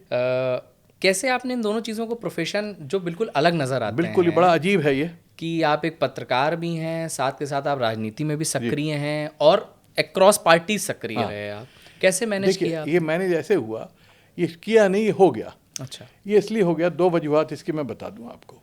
एक तो मैं जिस परंपरा से आया था, मेरे पिताजी की और जो परंपरा थी, वहाँ पे पत्रकार हमेशा एक्टिविस्ट होता था, पॉलिटिक्स में होता था। यानी पंडित नेहरू भी पत्रकार थे, मौलाना आज़ाद भी पत्रकार थे, लाला लाजपत राय भी पत्रकार थे, महात्मा गांधी भी पत्रकार थे, हमारे एल के अडवाणी भी पत्रकार थे, अटल बिहारी वाजपेयी भी पत्रकार थे। बता दूं, ये सब पत्रकारिता से आए, क्योंकि बहुत सक्सेसफुल हो गए तो पत्रकारिता पीछे रह गई, उन्हें नेता के तौर पे लोग जानने लगे, भूल गए कि पत्रकार थे। और मैं भी उसी परंपरा से आया कि जहाँ मेरे पिताजी पत्रकार भी थे और राजनीति में भी पूरी तरह से भाग लेते थे। मेरे पिताजी ने 62 का इलेक्शन लड़ा था, रिपब्लिकन पार्टी बनाई थी पार्लियामेंट का, तो मैंने घर में अपने उसी में आँख खोली थी। तो एक तो कारण ये था। दूसरा कारण ये था कि लोग ये कहते थे नेता कि भाई साहब आप पढ़े लिखे क्यों नहीं आते हो राजनीति में। तो मैंने कहा कि ठीक है आएंगे हम। और तीसरी बात ये थी कि अगर मुझे अरुण नेहरू जेल में न डालते तो मैं शायद राजनीति में नहीं आता, क्योंकि मैं देख रहा था राजनीति बहुत नीचे जा रही है। लेकिन जेल में जब मैं गया हूँ तो मैंने वहाँ बैठ के, क्योंकि मुझे तो पता नहीं था मैं छूट जाऊँगा, मुझे तो पता था कि अब मैं गया, तो मैंने वहाँ बैठ के सोचा और मैंने कहा कि अब मैं निकलूँगा जब भी तो मैं इन लोगों से लड़ूंगा। और उसके लड़ने के लिए खाली अखबार से काम नहीं चलेगा, कि अखबार सॉफ्ट टारगेट हो जाता है। मैं इनको राजनीति में आके लड़ूंगा, तो मैं राजनीति में आऊँगा। तो मेरे मन पे बन चुका था। ऊपर से राजीव गांधी ने मुझे पकड़ लिया, और राजीव गांधी की डेथ अगर ना होती तो मैं सीधा पार्टी में नहीं आता। अच्छा। मैंने इसके बारे में लिखा है कि जो 91 का मैनिफेस्टो था कांग्रेस का, उसको बनाने में राजीव गांधी जी की मैंने बहुत मदद की थी, उसमें बहुत कुछ डाला था। और उनकी डेथ के बाद मैंने दूर हो गया था कांग्रेस पार्टी से भी और राजनीति से भी। उस वक्त मेरे दोस्त बन गए थे माधवराव सिंधिया जी और जतिन प्रसाद जी, जो मेरे बड़े भाई की तरह से थे, कांग्रेस के प्रेसिडेंट थे यूपी के, मेरे पिताजी के दोस्त परिवार से हमारा एक संबंध था। उन्होंने मुझसे आके कहा कि तुम्हारा दोस्त चला गया तो अब उसके सपने पूरे नहीं करोगे। एक तरह से इमोशनली मुझे ब्लैकमेल तो नहीं कहूँगा, इमोशनली मुझे प्रेशराइज किया कि तुम्हारे दोस्त के साथ सपने तुमने देखे थे ना, अब वो चला गया तो तुम भाग जाओगे। तो मैंने कहा नहीं, मैं तो उसके सपने पूरे करूँगा। तो उन्होंने कहा आओ AICC का मेंबर बनाते हैं तुम्हें। तो सीधा मुझे मैं 4 आने का मेंबर नहीं बना कांग्रेस का, सीधा AICC का मेंबर बना। और नरसिम्हा राव जी प्रधानमंत्री बन गए थे, वहाँ से मेरा लेकिन टकराव शुरू हो गया। तो वहाँ पे रहकर भी मैं लड़ता रहा। और एक बार राजनीति में आप आ जाओ तो आपके साथ इतने लोग जुड़ते हैं, चीज़ें इश्यूज़ होती हैं कि आपको फिर निकलना मुश्किल होता है। और दूसरी बात ये भी थी कि मुझे लगा कि कुछ सेकुलरिज्म, क्योंकि ये बाबरी मस्जिद, राम जन्मभूमि का पूरा माहौल हो गया था, दंगे हो रहे थे बड़े बड़े, तो इसमें सेकुलरिज्म के लिए लड़ना बहुत ज़रूरी था। तो मुझे लगा कि यूपी जो दिल्ली का, इंडिया भारत का दिल है, जहाँ पर सबसे बड़ी लड़ाई लड़ी जाती है, सारी लड़ाइयाँ वहीं हुई हैं, महाभारत हो चाहे हर चीज़ की लड़ाई वहीं हुई है। तो इस यूपी के अंदर हमें सेकुलरिज्म की लड़ाई लड़नी है, और वो लड़ाई कांग्रेस नहीं लड़ पाएगी, क्योंकि कांग्रेस ने अपने को ख़त्म कर लिया था, अपना संगठन ख़त्म कर लिया था। मुझे उस वक्त लगा कि मुलायम सिंह ही उस लड़ाई को लड़ पाएंगे। तो मैंने मुलायम सिंह जी का साथ दिया और 9 बरस उनके साथ रहा, काम किया। वहाँ से मेरा इसलिए मुझे तो ये राजनीति में मैं आया और वहाँ से भी छोड़ा मजबूरी में कि जब वो अमर सिंह जी की राजनीति चलने लगी, उन्होंने न्यूक्लियर डील पे जो है कलाबाजी मार ली, रातों रात पलटी खा गए, तो मैंने कहा मैं पलटी नहीं खाऊंगा, मैंने वहाँ से छोड़ दिया। तो क्या है कि और जहाँ तक काशीराम जी थे, काशीराम जी का मैंने किताब में लिखा है, किताब लोगों को पढ़नी पड़ेगी मेरी बातें समझने के लिए। काशीराम जी एक अकेले, जब अकेले घर में अकेले कमरे में रहते थे रेगड़पुरा में, तब से मेरा उनका संबंध हुआ था। वो आए थे मेरे अखबार के दफ्तर में मेरे पिताजी से मिलने, लेकिन पिताजी का देहांत हो चुका था, मुझसे मिले और मुझसे कहा कि मेरी मदद करो। जब तक उन्होंने पार्टी नहीं बनाई थी, DS4 बनाई थी और बामसेफ बनाई थी, तो मैंने उनका इंटरव्यू छापा, वो इंटरव्यू बड़ा पॉपुलर हो गया। उन्होंने कहा जी ये तो बड़ा कमाल तुम्हारा अखबार है, तो मुझे मदद करो। तो उन्होंने फिर जब BSP बनाई, तो उसमें मुझे उन्होंने तो बावजूद इसके कि मेरे घर पे बैठ के मुलायम सिंह और काशीराम ऐसे विरोधी थे, 36 का आंकड़ा था, लेकिन जब 6 दिसंबर को मस्जिद गिरी है, तो मैंने कहा कि आप दोनों को मिलके लड़ना पड़ेगा, वरना आप दोनों ख़त्म हो जाओगे। यही मैं इस पे बात डिटेल में करना चाहता हूँ कि जो प्रोमिनेंट मुस्लिम नेता थे देश के, जिस समय बाबरी मस्जिद गिराई गई, उस वक्त उनमें से एक आप भी थे, है ना? उस समय की क्या परिस्थिति क्या चल रही थी, आप लोग क्या कर रहे थे उस वक्त में? क्योंकि उससे सबसे ज़्यादा जिस पर इम्पैक्ट पड़ने वाला था वो आप लोग की राजनीति आप लोग पर था। देखिए मैं इस बात को ख़त्म कर लूँ कि मैंने 14 दिसंबर को, 6 दिसंबर को मस्जिद ये गिरी है, 14 दिसंबर को मेरे घर में पहली बार काशीराम और मुलायम सिंह को बिठाया और दोनों की एकता कराई, जिसके नतीजे में गवर्नमेंट बनी थी, जो फिर मिलके दोनों बनाई और टूटी। जो मायावती वाला केस हुआ है उसमें मैं कहीं इन्वॉल्व था टोटली, तो मैं बड़ी आराम से उस वक्त फ़ायदे उठा सकता था, लेकिन मैंने कांग्रेस नहीं छोड़ी, मैं कांग्रेस में रहा। ये 92 की बात है, मैंने 99 में कांग्रेस छोड़ी है, जब मुझे लगा कि कांग्रेस अब रियलिटी को समझ नहीं रही, ज़मीन को नहीं समझ रही। सोनिया जी भी आ गई थी, प्रेसिडेंट बन गई थी, लेकिन ज़मीन को नहीं समझ रही थी। तो मैंने कहा यहाँ ये लड़ नहीं पाएंगे, अब लड़ाई के लिए मुझे समाजवादी में जाना पड़ेगा। तो मैं मजबूरी में गया समाजवादी में, वरना मैं तो उसी वक्त चला जाता और मैं राज्यसभा ले लेता, सब ले लेता। तो अब आप जो बात कर रहे हैं 92 की, देखिए मैं शुरू से इस हक़ में था और बहुत सारी जो मीटिंग्स हुई विश्व हिंदू परिषद के साथ, उसमें भी मैं शामिल रहा। उसमें मुस्लिम MPs भी रहते थे, दूसरे लोग भी रहते थे, मैं शामिल रहा कि किसी तरह से इसका शांतिपूर्वक हल निकल आए, लेकिन वो नहीं निकला। दोनों तरफ कुछ ना कुछ बात अड़ जाती थी। तो जब ये नरसिम्हा राव जी चाह रहे थे कि इसका हल हो जाए और ये लोग राज़ी नहीं थे, और इन्होंने कहा कि 6 दिसंबर को हम जाएंगे अयोध्या, तो नरसिम्हा राव जी ने नेशनल इंटीग्रेशन काउंसिल की मीटिंग बुलाई। मैं नेशनल इंटीग्रेशन काउंसिल का मेंबर था, BP सिंह के ज़माने में भी और नरसिम्हा राव जी के ज़माने में भी। विज्ञान भवन में मीटिंग हुई, राव साहब ने बुलाई, सारी पार्टियां वहाँ पे आईं, सारे पार्टियों के नेता वहाँ पे आए, सारे मुख्यमंत्री वहाँ पर आए, और वहाँ पे ये हुआ कि राव साहब से कहा गया कि आप जो है सरकार को बर्खास्त कर दीजिए, जो कल्याण सिंह की गवर्नमेंट थी उसे आप डिसमिस कर दीजिए। ठीक। राव साहब ने कहा कि ये कैबिनेट का फैसला होगा, मुझे ये अधिकार दे दो। तो सब पार्टियों ने मिल के यूनानिमस रेजोल्यूशन पास किया, जिसमें सिर्फ BJP के लीडर जो थे वो वॉकआउट कर गए। अडवाणी जी और अटल जी और शायद उस वक्त और 2-3 लीडर थे, मुरली मनोहर जी थे, ये लोग वॉकआउट कर गए, हम लोग बैठे रहे। और मेरा वहाँ पे भाषण भी हुआ था, तो मैंने कहा था कि हमें गोली चला के मस्जिद नहीं बचानी है, हमें रोक के इसका हल निकालना है। तो अगर आप देर करेंगे राव साहब, तो आपको लोगों को रोकना के लिए अगर गोली चलानी पड़ी, जैसे मुलायम सिंह को चलानी पड़ी, तो मैं ऐसी मस्जिद मुझे नहीं चाहिए। तो नतीजा लेकिन ये हुआ कि वो राव साहब टाल मटोल करते रहे, उनको रेजोल्यूशन तो हो गया। ये बात 24 नवंबर की बता रहा हूँ। अब आहिस्ता, तो मैं तकरीबन हर रोज़ राव साहब पे जा रहा था, प्रधानमंत्री थे हालांकि, लेकिन मुझे टाइम दे रहे थे। अच्छा। और मुझसे उन्होंने कहा कि सुप्रीम कोर्ट में चले गए थे कि सुप्रीम कोर्ट इसके ऊपर आदेश दे, अपनी जिम्मेवारी सुप्रीम कोर्ट पे डाल दी थी कि सुप्रीम कोर्ट का फैसला आने दो। सुप्रीम कोर्ट का फैसला नहीं आ रहा था। मैं 4 तारीख को उनके पास गया, मैंने कहा अगर अब भी नहीं रुकेंगे तो फिर मस्जिद नहीं बचने वाली और ना देश बचने वाला, बहुत बर्बादी हो जाएगी। तो उस वक्त उन्होंने मुझसे कहा कि अर्जुन सिंह जी गए हैं, मैंने भेजा है अर्जुन सिंह जी को। उस वक्त वो शायद HRD मिनिस्टर थे, शायद ये क्या थे मुझे याद नहीं, मिनिस्टर थे, सीनियर मिनिस्टर थे। अर्जुन सिंह जी को भेजा अयोध्या, और वो कहलाते रहे बहुत सेकुलर, बहुत ज़्यादा। वो अयोध्या गए हैं और अभी वो बैठे हैं कल्याण सिंह के पास, चीफ मिनिस्टर के। आप उनसे बात कीजिए। तो प्रधानमंत्री ने फ़ोन मिला के मुझे दिया। उस वक्त तो ये लैंडलाइन फ़ोन होते थे कि आप अर्जुन सिंह जी से बात कीजिए। अर्जुन सिंह जी से उन्होंने कहा लो शाहिद सिद्दीकी से बात करो, इन्हें बताओ क्या हाल है।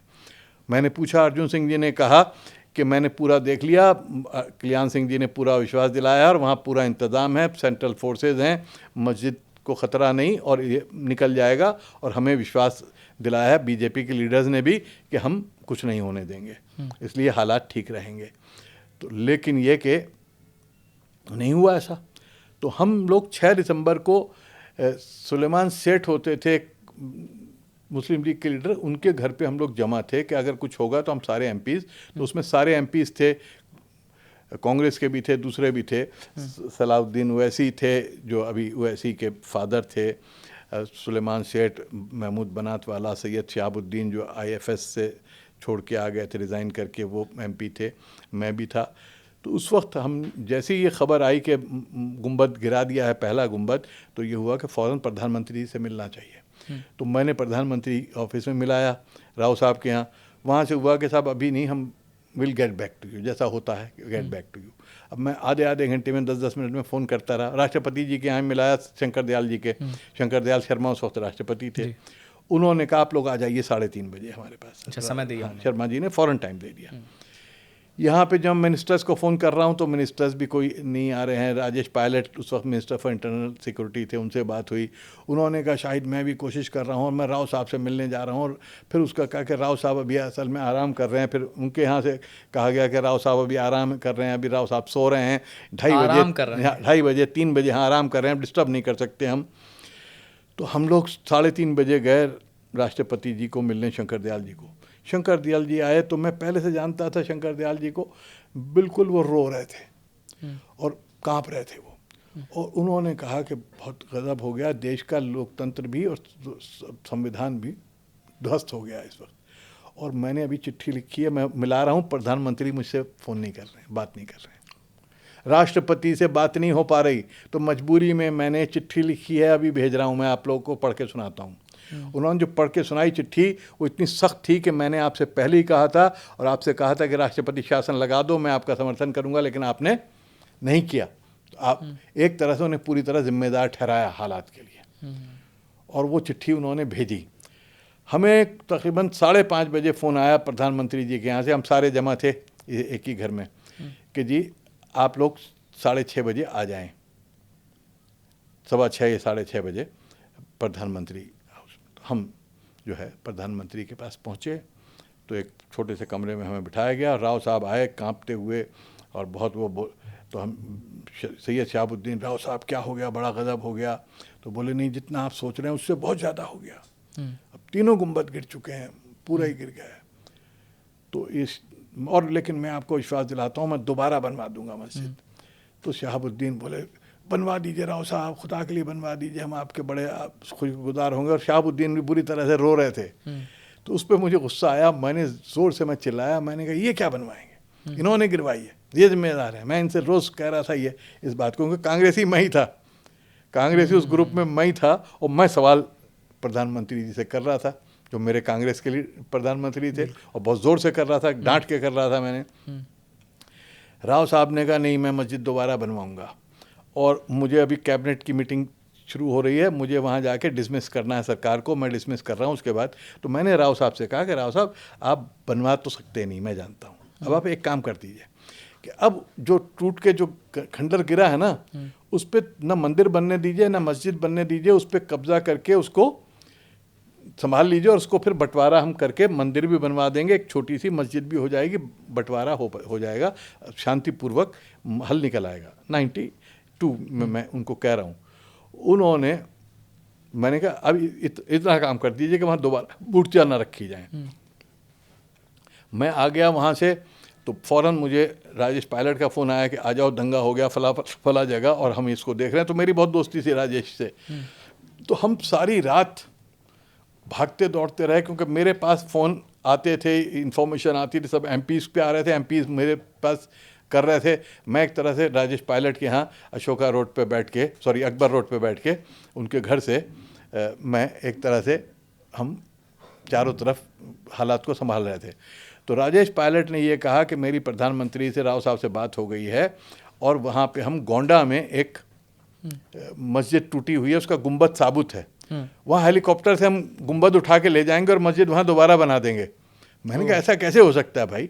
बोले नहीं नहीं वो हो जाएगा, और मेरी बात हो गई है, और वो हेलीकॉप्टर आर्मी का हेलीकॉप्टर होता है, वो उठा लेगा उसको। वो बड़ा हेलीकॉप्टर होता है 2 पंखों का डबल, और वो बड़े बड़े टैंक उठा लेता है, वो इसको उठा के ले जाएगा और वहाँ बना देंगे। मैंने कहा कर दो यार, ऐसा बहुत अच्छा है, लेकिन फिर तो दंगे वाला काम है। मैं तो इसमें चाहता था कि ना मस्जिद बने ना मंदिर बने, ये हल हो जाए। तो उन्होंने कहा मैं कर दूंगा। पूरी रात गुजर गई, दिन गुजर गया, लेकिन मज़े की बात यह है कि मेरी इन्फॉर्मेशन ये थी, मेरी अयोध्या बात हो रही थी, बार बार फैज़ाबाद में मेरे कॉरस्पॉन्डेंट था, उससे बात हो रही थी, लोगों से बात हो रही थी कि जो हमारी रैपिड एक्शन पुलिस फोर्स है वो वहाँ मौजूद थी, बाहर खड़ी थी। अच्छा। उसको परमिशन नहीं मिली थी अंदर आने की, गवर्नमेंट ने देनी थी, वहाँ पे क्या प्रेसिडेंशियल रूल हो गया था, तो अब सेंट्रल गवर्नमेंट एक तरह से हो गई थी। तो अब 6 की रात गुजर गई, 7 का पूरा दिन गुजर गया, 7 की रात हो गई। तो जब उसको पूरे को समतल कर दिया गया, मेरी इन्फॉर्मेशन ये थी कि सारे कार सेवक तो वहाँ से चले गए। अब जो पुलिस वाले हैं, जो सीआरपीएफ के हैं और उसके बीएसएफ के हैं, वही उसको बराबर कर रहे हैं। बराबर करके एक मेकशिफ्ट मंदिर बना दिया गया, मूर्तियाँ बाहर से दूसरी ला के रख दी गई, और वहाँ उसकी मंदिर की क्या कहते हैं उसको, प्रतिष्ठा, प्राण प्रतिष्ठा हो गई। वो भी किसने की? पुलिस वालों ने की, अपनी बैंड उतार के, जूते उतार के, और जाके प्राण प्रतिष्ठा, वहाँ कोई पुजारी भी नहीं था, कर दी। उसके बाद पुलिस, इसको रैपिड एक्शन पुलिस फोर्स को परमिशन मिली अंदर आने की।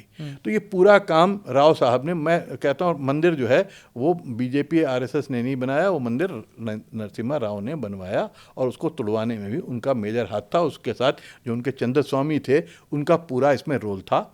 और उस वक्त किताब में मैंने बहुत कुछ लिखा है, लेकिन बहुत कुछ मैं चाहूँ तो इस पर एक पूरी किताब लिख सकता हूँ कि उस वक्त सुबोध कांत साहे का क्या रोल था, उसके अंदर जो प्राइम मिनिस्टर ऑफिस में जो एक स्पेशल सेल बनी थी, अयोध्या सेल, उसका क्या रोल था, और पूरे किस तरह से, क्योंकि राव साहब ये समझ रहे थे कि ये करके मैं गांधी फैमिली को तो एक तरफ हटा दूंगा, मैं हिंदुओं का हिंदू हृदय सम्राट बन जाऊंगा, और मुसलमान जो है उसके वोट की हमें ज़रूरत नहीं रहेगी, और बाकी आ जाएगा, घूम फिर के हमारे पास आएगा। ये उनका अपना अंदाज़ा था। लेकिन वो, जैसा कि आप गलत रास्ते से, जो महात्मा गांधी ने कहा था ना कि गलत रास्ते से आप कभी सही मंजिल पे नहीं पहुंच सकते, तो वो काम नहीं हो पाया राव साहब का।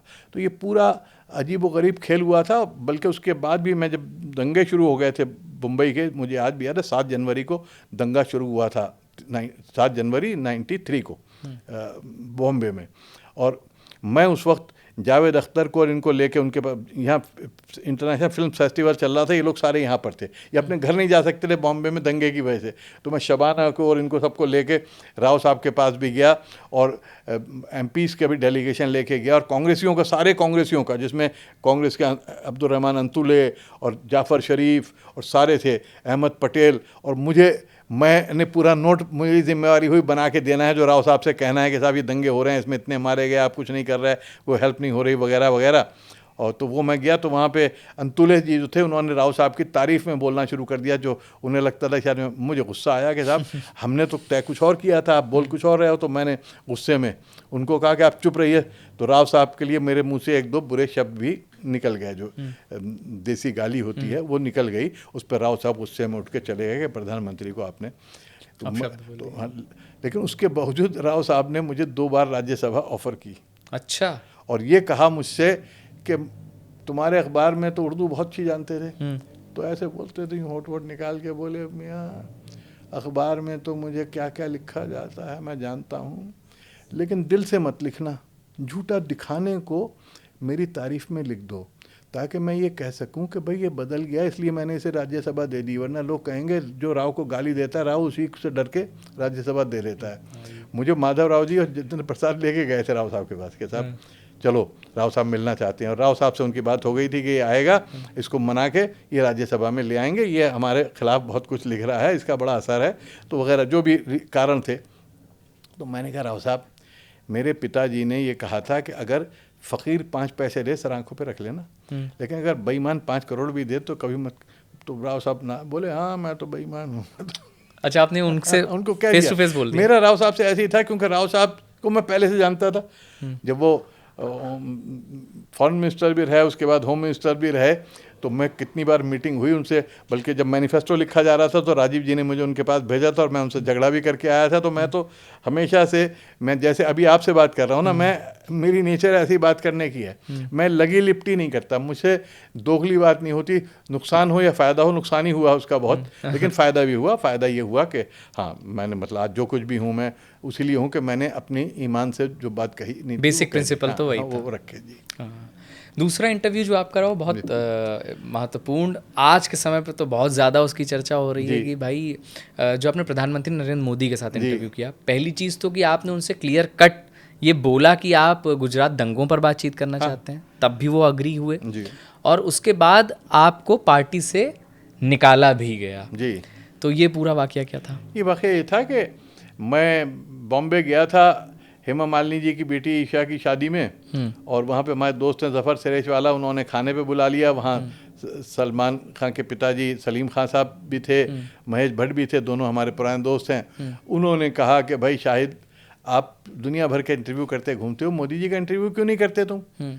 तो मैंने कहा मोदी जी मुझे क्यों इंटरव्यू देंगे, मैं तो उनके खिलाफ टीवी पे जाके बोलता हूँ, लिखता हूँ, वो मुझे इंटरव्यू क्यों देंगे? बोले नहीं, आप मांगो तो। मैंने कहा मांगूंगा तो मैं तो दंगे पे मांगूंगा, और वो उस पर तो बोलना नहीं चाहते, वो दोस्ती फिर ख़राब हो जाती है, तो इसलिए आप।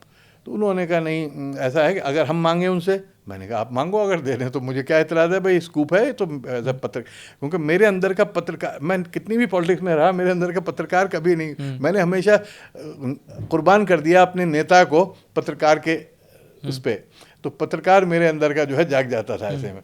तो मैंने कहा बिल्कुल करूँगा इंटरव्यू अगर वो देंगे तो। अब मुझे पता नहीं कि ज़फ़र सरेश वाला ने बात की कि सलीम खान ने बात की, किसने बात की। हफ्ता 10 दिन बाद मुझे फ़ोन आया कि यहाँ से, मोदी जी के यहाँ से, कि आप इंटरव्यू करना चाहते हैं, सवाल भेज दीजिए। अच्छा। मैंने कहा सवाल तो मैं भेजता नहीं, मैं तो सवाल में से सवाल करता हूँ, लेकिन मेरी एक शर्त है कि मैं सिर्फ दंगे पे सवाल करूँगा और कोई सवाल नहीं करूँगा। स्पष्ट आपने बोला? हाँ, साफ साफ, बिल्कुल नेचुरली। मैं, वरना मोदी जी के इंटरव्यू का फ़ायदा क्या, मकसद क्या? उर्दू के अखबार में मुसलमानों जो में ज़्यादा पढ़ा जाता है, उसमें मैं और क्या करूँगा आपसे? मैं तो इसी पे सवाल करूँगा ना, आपको कटघरे में खड़ा करूँगा। तो उन्होंने कहा जी हमारी शर्त यह है कि हम उसको पूरे को वीडियोग्राफी करेंगे उसकी, और आप जो है उसको ज़्यादा उसमें काट छाट नहीं करेंगे, आप एज इट इज़ छापेंगे। मैंने कहा पक्का, मैं तो इंटरव्यू में करता ही नहीं, मैं तो इंटरव्यू जो जिसका लेता हूँ उसकी अमानत होती है, मैं अपनी वहाँ पे वो दिखाने नहीं जाता इंटरव्यू में कि मैं कितना काबिल आदमी हूँ, मैं कितना उस पर चिल्ला सकता हूँ। मैं तो ये देखता हूँ कि अगले के मन में क्या है वो सामने लाऊँ मैं। तो वो इंटरव्यू तय हुआ, हम गए, उन्होंने उनका इंटरव्यू किया, मज़े का इंटरव्यू हुआ। किताब पढ़ें, उसमें उस इंटरव्यू की काफ़ी डिटेल है। लोगों ने इंटरव्यू पढ़ा ना सुना, बस नतीजे पहुंच जाते हैं। जो समर्थक थे उन्होंने कहा वाह वाह शाहिद साहब कमाल है, इन्होंने इंटरव्यू कर दिया। जो विरोधी थे उन्होंने कहा शाहिद साहब बिक गए, इन्होंने इंटरव्यू कर दिया। जबकि मैंने ना कमाल किया था ना वो किया था, बल्कि जो सच्चाई है वो सामने ले आया था। तो मैं आया वापस, तो उसके अगले दिन जो है मेरे पास रात में अहमद भाई हमेशा आते थे, मेरे घर बहुत आते थे, पुराने मेरे दोस्त थे, हम साथ साथ ही राजनीति में एक्टिव थे। अहमद पटेल, हाँ अहमद पटेल साहब, संजय राजीव गांधी के टाइम से। तो अहमद भाई का फ़ोन आया, उस वक्त मोस्ट पावरफुल थे वो, मनमोहन सिंह प्राइम मिनिस्टर, और कहते थे कि डिफेक्टो प्राइम मिनिस्टर तो अहमद पटेल ही हैं देश के। तो अहमद पटेल का फ़ोन आया कि मैं शाहिद भाई कबाब खिलाओगे? मैंने कहा आ जाओ यार, मुझे पता था कि कुछ ख़ास बात है, कबाब तो खाने नहीं इन्होंने, ये तो बहाना है। वो आ गए, आके बोले आपने इंटरव्यू किया मोदी जी का? मैंने उनका बड़ी जल्दी खबर मिल गई। बोले हाँ हमें पता लग जाता है। अच्छा, ये पब्लिश नहीं हुआ था? पब्लिश नहीं हुआ था अभी, तो पब्लिश होने में हफ्ता, मेरा वीकली था तो अभी टाइम लगता है। तो बोले वो शाहिद भाई छपना नहीं चाहिए। मैं क्यों नहीं छपना चाहिए यार, इतने ज़बरदस्त इंटरव्यू है, मज़े का, उस पूरा दंगे पे बातचीत है। बोले नहीं आपको नुकसान हो जाएगा, छपना नहीं चाहिए। क्यों? बोले इलेक्शन वहाँ पे 2012 में इलेक्शन होना था गुजरात का, तीसरी बार ये लड़ रहे थे मोदी जी, और इसमें अच्छा नहीं रहेगा। मैंने कहा यार आप समझते नहीं, इंटरव्यू आप देखना, बहुत मैंने कटघरे में खड़ा किया है, बल्कि मोदी जी कह रहे थे कि नानावती कमीशन ने इतने मेरे पे सवाल नहीं किए जितने आपने किए हैं। तो बोले नहीं आपको नुकसान हो जाएगा, और ऐसा है कि समाजवादी पार्टी में आपको अभी जब भी अखिलेश जीत कर आए थे और हमने उसमें बड़ा रोल प्ले किया था, बड़ी मेहनत की थी, आपको राज्यसभा मिल सकती है, 7 सीटें थी राज्यसभा की, मैं बात करूंगा। आप उस वक्त समाजवादी पार्टी के मैं नेता वापस थे, आ गया था, पार्टी में थे। हाँ वापस आ गया था, दोबारा समाजवादी में आ गया था। मैं पहले जो छोड़ा था 2008 में, उसके बाद मैं वापस आ गया था, बीएसपी को छोड़ने के बाद वापस आ गया था इसमें। तो मैंने कहा नहीं यार मैं तो इंटरव्यू छापूंगा। इंटरव्यू मैंने छापा, ईमानदारी से छापा, जो कुछ था उसकी हेडलाइन थी कि मैं अगर गुनहगार हूँ तो मुझे फांसी पे लटका दो। मैंने उन्हें मोदी से ये कहा कि आपको रिग्रेट है, आप माफ़ी मांगेंगे जो कुछ हुआ। उन्होंने कहा मैं किस बात की माफ़ी मांगूँ। मैंने कहा नहीं आप मॉरल जो आपकी जिम्मेदारी है, आप तो हेड थे, मैं नहीं कह रहा हूँ कि आपने जाके किसी को मारा, लेकिन एक मॉरल होती है। बोले अगर मेरी वजह से मेरे राज में इतना बड़ा कांड हुआ, इतने लोग मारे गए, तो फिर माफ़ी किस बात की, फिर तो मुझे फांसी पे लटका दो, जैसा कि वो कहते हैं कि मुझे चौराहे पे सज़ा दे दो। तो उन्होंने वही बात कही, वही मैंने हेडिंग लगा दी, मज़े की हेडिंग थी, और भी बहुत मज़े की बात कही। उसको किताब को पढ़िए तो आपको समझ में आएगा कि उस इंटरव्यू में कितनी कमाल की बातें हुई हैं। तो वो अकेला इंटरव्यू, उससे पहले और बाद में उस तरह का इंटरव्यू मोदी जी ने नहीं दिया। वो फिर तो पीआर होता था, इंटरव्यू नहीं होता था, पीआर होता था। तो मैंने इंटरव्यू छापा, जिस दिन छपा इंटरव्यू उसी दिन मुझे समाजवादी पार्टी से बगैर देखे, बगैर पूछे, बगैर किसी उसके पार्टी से निकाल दिया गया। अच्छा, तो आपकी तो सबसे मतलब आपकी तो पहुंच सीधा ऊपर के लोगों से थी, मुलायम सिंह यादव से आपकी बातचीत थी, सबसे थी। तो मैंने किसी से आपने सवाल कांटेक्ट करने की, नहीं कोई मेरे फ़ोन नहीं उठा रहा था, कोई नहीं कर रहा था। तो ऐसा लगा कि जैसे बिल्कुल कोई बहुत भारी उन पे भी दबाव है। बाद में मेरी बात हुई, एक आध हफ्ते के बाद बात हुई, तो मुझे ये कहा गया कि आप आके नेताजी से माफ़ी मांगें। अच्छा। और पब्लिकली माफ़ी मांगें कि मुझसे गलती हो गई और मेरा इंटरव्यू नहीं करना चाहिए था। और मैंने कहा देखें ऐसा है, मैं जब कांग्रेस में था 92 में, और उसके बाद में रहा इतने दिन कांग्रेस में, मैंने नेताजी के 1 दर्जन इंटरव्यू किए। उस वक्त तो नेताजी ने नहीं कहा कि तुम कांग्रेस की माइनॉरिटी सेल के ऑल इंडिया के चेयरमैन हो और मेरा इंटरव्यू तुम कर रहे हो, मैं तो विरोध में हूँ कांग्रेस के। तो मैंने उस वक्त पत्रकार का रोल प्ले किया था, और ये पत्रकार की हैसियत से मैंने किया है। मैंने कोई पाप नहीं किया, मैं माफ़ी किस बात की मांगूँ, मैं माफ़ी नहीं मांगूंगा। तो मुझे इशारा दिया गया कि माफ़ी मांग लो तो आपका सब कुछ ठीक हो जाएगा। आपको मतलब कहा तो नहीं किसी ने, लेकिन ये इशारा था कि भाई राज्यसभा भी मिल सकती है, सब कुछ हो सकता है, आपको माफ़ी मांगनी चाहिए। मैंने कहा माफ़ी तो मैं मांगूंगा नहीं। मेरे क्योंकि पिताजी से मैंने जो सबक सीखा था वो पत्रकारिता का, पत्रकारिता में सवाल पूछना गुनाह नहीं है, बल्कि वो जिम्मेवारी है मेरी, मेरा धर्म है। तो मैंने तो अपना धर्म निभाया एक पत्रकार की हैसियत से। तो ये पूरा एपिसोड था। और how you felt after that interview, आपकी क्या अंडरस्टैंडिंग थी? जो रिएक्शंस आ रहे थे वो नहीं, मेरी अंडरस्टैंडिंग ये थी कि मोदी जी ने बहुत होशियारी से बहुत सारी बातों को घुमाया, लेकिन बहुत सी बातों से मैं उनकी सहमत भी हुआ। अच्छा। क्योंकि ईमानदारी की बात करनी चाहिए। मैं उनका विरोधी हूँ, लेकिन विरोधी का मतलब नहीं कि मैं आंख बंद करके मैं अंधभक्त हूँ, ना अंध विरोधी हूँ। तो मेरा जैसे मैंने उनसे ये कहा कि आप जो डेड बॉडीज़ थी उन्हें अहमदाबाद लाए, वहाँ घुमाया गया, उससे हालात बिगड़े। उन्होंने कहा एक बात बताओ, मरने वाले कहाँ के थे, ट्रेन कहाँ आ रही थी, अहमदाबाद। तो मरने वाले कहाँ थे, ज़्यादातर अहमदाबाद के थे। तो मैं उनकी बॉडीज़ कहाँ देता, गोधरा में देता किसी को। उनका अंतिम संस्कार जो होने थे अहमदाबाद ही होने थे। मैं तो वहाँ लाके एक हॉस्पिटल जो शहर के बाहर था वहाँ रखा, और वहाँ से मैंने लोगों को दिया। दूसरे उन्होंने कहा कि क्यों कंट्रोल करने में दिक्कत हुई, उन्होंने कहा ये पहला दंगा था। देखिए मैं आपको बताऊं, मैंने बहुत दंगे देखे हैं इस देश में, शायद कोई और नहीं होगा जिंदा आदमी जिसने इतने दंगे देखे हैं। भागलपुर का दंगा, हाशिमपुरा, मलियाना का दंगा, मुरादाबाद का दंगा, भिवंडी, जलगांव के दंगे, जमशेदपुर का दंगा, बिहार शरीफ का दंगा, अलीगढ़ का दंगा, सब दंगे मैंने देखे। और 84 का भी दंगा पूरा देखा मैंने। दंगे में क्या होता था पहले कि दंगा जब होता था तो हालात बिगड़ते थे, तो बाहर खबर फैलने में 2-4 दिन लग जाते थे। हफ्तों लग जाते थे जब तक अखबारों में आए, क्योंकि टीवी तो होता नहीं था उस वक्त, सिर्फ एक दूरदर्शन होता था, दूरदर्शन तो दिखाएगा नहीं। अखबारों में जब तक रिप कॉरेस्पॉन्डेंट पहुंचेंगे तब तक कर्फ्यू लग गया, सब कुछ हो गया, तो हालात मैनेज हो जाते थे। ये पहला दंगा था कि जो लाइव दंगा था, कि इधर गोधरा में बॉडीज जली, उधर मीडिया पहुंच गया और वो लाइव दिखाया जाने लगा। और इससे पहले कि सतर्क होता पूरे राज्य में एडमिनिस्ट्रेशन और पुलिस और सिस्टम, आग लगनी शुरू हो गई, जवाबी कार्रवाई शुरू हो गई। अब जो है, जो आपने पुलिस लगानी है, जो आपने इंतज़ाम करना है, जो सिस्टम बनाना है, वो आपको बनाने में 24 घंटे तो लगते हैं ना, लेकिन उस 24 घंटे के अंदर बहुत कुछ हो गया। और जगह तो 4-5 दिन तो कुछ रुकता ही नहीं। मैंने बहुत दंगे देखे हैं। तो ये बात उनकी ठीक थी कि पहला दंगा था कि जो टेलीवाइज लाइव दंगा हो रहा था। और मुझे याद है उस वक्त बरखा दत्त हाथ में माइक लेके दौड़ रही थी कि ये आग लगा दी, यहाँ पे आग लग गई है, मैं ये देख रहा हूँ। राजदीप सरदेसाई घूम रहे थे, तो वो उससे मैंने तो देखा था उस दंगे को, आंखों के सामने हो रहा था जो कुछ हो रहा था। तो ये बात भी उनकी ठीक थी। तीसरा मैंने कहा कि आर्मी आपने नहीं पहुँची, देर कर दी। उनका बताओ कब हुआ था दंगा? 28 फरवरी को हुआ था। तो फरवरी में कितने दिन होते हैं? 28 से 29 दिन होते हैं। तो पहली तारीख को आर्मी आ गई, तो कितने दिन बाद आई? ठीक है यार। तो अब वो उनका ये बात तो कन्विंसिंग थी। तो मोदी जी ने, लेकिन मैं ये मानता हूँ कि जिम्मेदार वो पूरी वो थे, और बीजेपी भी थी, और चुन चुन के जिस तरह से निशाना बनाया गया, वो एक बड़ा काला अध्याय है भारत की 70 साल की 75 साल में, भारत के 70 साल में काला अध्याय है वो दंगे मैंने और भी देखे हैं, और हर जगह बहुत बहुत लोग मारे गए। भागलपुर के दंगे में कम से कम 2000 लोग मारे गए थे, और उसकी सज़ाएं आज तक कोई लालू जी ने नहीं दी थी।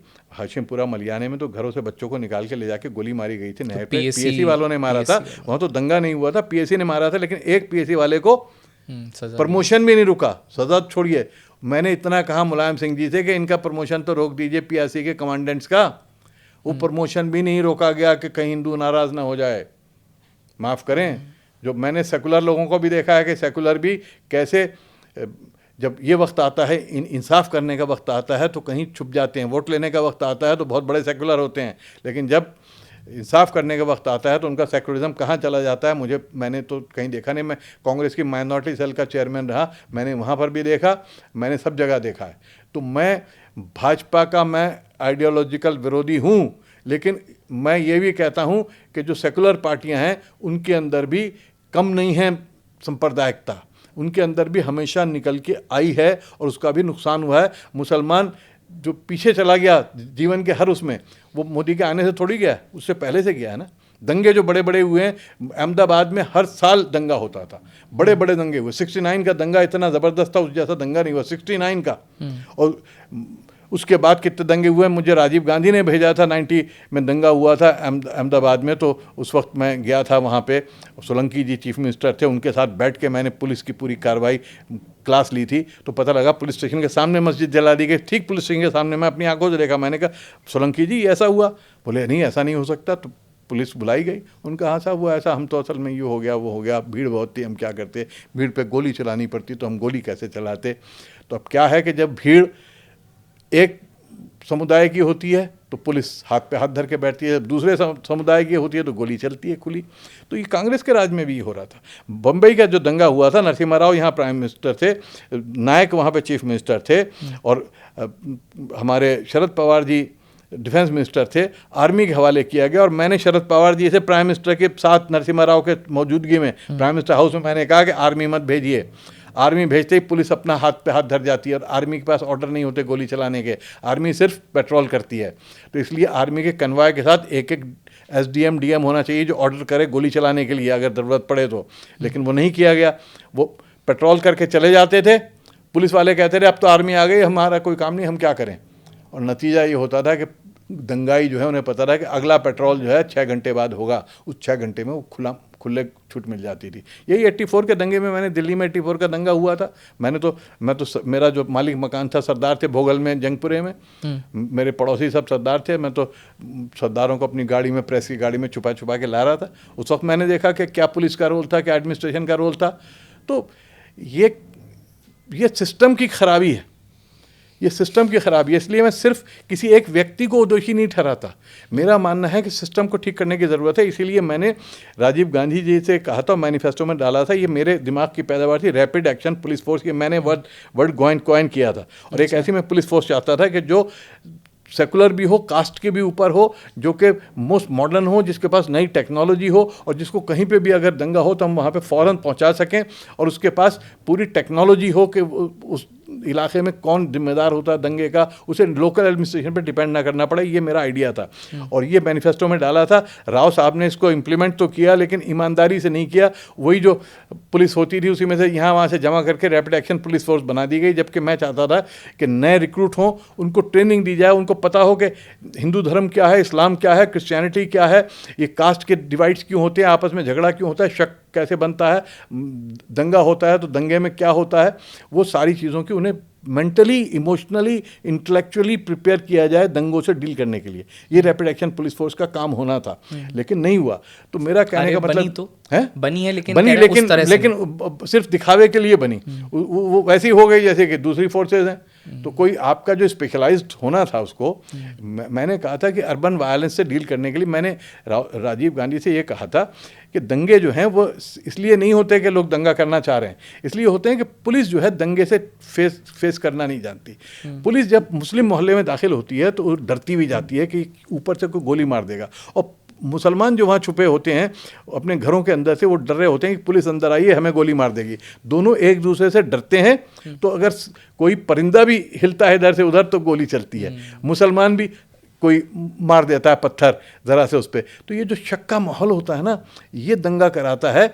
एक दूसरे से नफरत से ज़्यादा भय, जो भय है, मुसलमान हिंदू से डरता है, हिंदू मुसलमान से डरता है, दोनों भयभीत होकर एक दूसरे से पे हमला कर देते हैं, ये मान के कि ये शायद मुझे पहले मारेगा, जबकि सच्चाई यह है कि दोनों मरना नहीं चाह रहे हैं। और मैंने बहुत दंगों में देखा। और मैं एक बात और मैं कहना चाहूँगा आपके माध्यम से कि मैंने इतने दंगे देखे हैं, दंगे में जहाँ मारने वाले 10 होते हैं वहाँ बचाने वाले 100 होते हैं। सही बात। और इसीलिए इस देश में, इस देश की जो मेजॉरिटी है, हिंदू की, मुसलमान की, सिख की, ईसाई की, वो दंगाई नहीं है, वो ईमानदार है, वो सेकुलर है, वो जीवन अपना बिताना चाहती है। लेकिन 10% से इतना लोग डर जाते हैं। 84 के दंगे में मैंने तो देखा जो लुम्पन एलिमेंट था उसमें मुसलमान भी थे, हिंदू भी थे, ज़्यादा गरीब थे, जो गरीब थे, बस्तियों के गरीब थे, वो लूटमार कर रहे थे।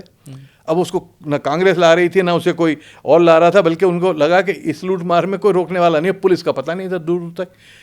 3 दिन तक दिल्ली में पुलिस गायब थी। और प्रधान कौन था? Home minister Shri Narasimha Rao. और डिफेक्टो प्राइम मिनिस्टर कौन था? श्री अरुण नेहरू।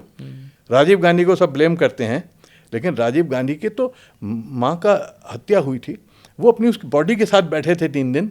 वो प्रधानमंत्री कहने को हो गए थे, लेकिन डिफेक्टो असल में वो राज नहीं कर रहे थे, राज अरुण नेहरू कर रहे थे और होम मिनिस्टर नरसिम्हा राव थे। और होम मिनिस्टर के हाथ में दिल्ली डायरेक्ट कंट्रोल था। उस वक्त दिल्ली में स्टेट गवर्नमेंट नहीं होती थी। तो दिल्ली में पुलिस क्यों गायब हो गई? क्यों 3 दिन 4 दिन तक एक पुलिस वाले का पता नहीं था दूर दूर तक?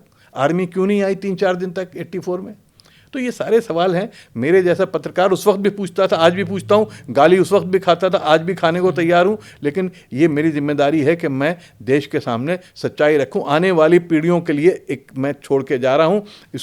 इसमें ज़रूर गलतियाँ भी होंगी, ज़रूर कमियाँ भी होंगी। मैं नहीं कहता कि मैं जो है सब कुछ जानता हूँ, बहुत कुछ मैं नहीं जानता हूँ। मैंने कुछ इन्फॉर्मेशन भी मेरी गलत हो सकती है, बातें भी गलत हो सकती हैं, लेकिन सवाल मेरे गलत नहीं हैं। उन सवालों पर ध्यान दीजिए, आप जवाब ढूंढिए। कुछ जवाब मैं दे रहा हूँ, कुछ आप ढूंढिए। बिल्कुल, एक कोशिश मानी जा सकती है उस दिशा में।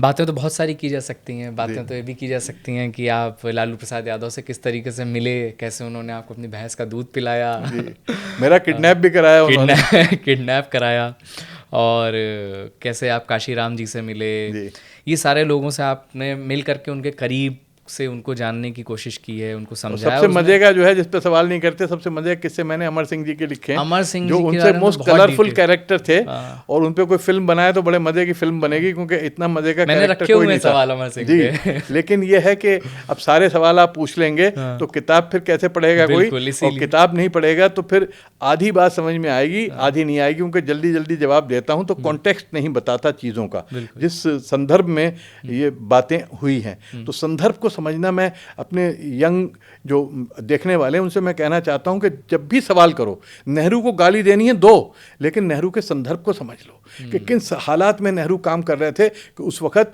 न तो फौज थी, ना एयरफोर्स थी, ना फैक्ट्रियाँ थी, ना इंडस्ट्री थी, ना खाने को नहीं था, राशन नहीं था, इसरो नहीं थी, कुछ नहीं था। उन्होंने स्क्रैच से, ज़ीरो से बनाना शुरू किया।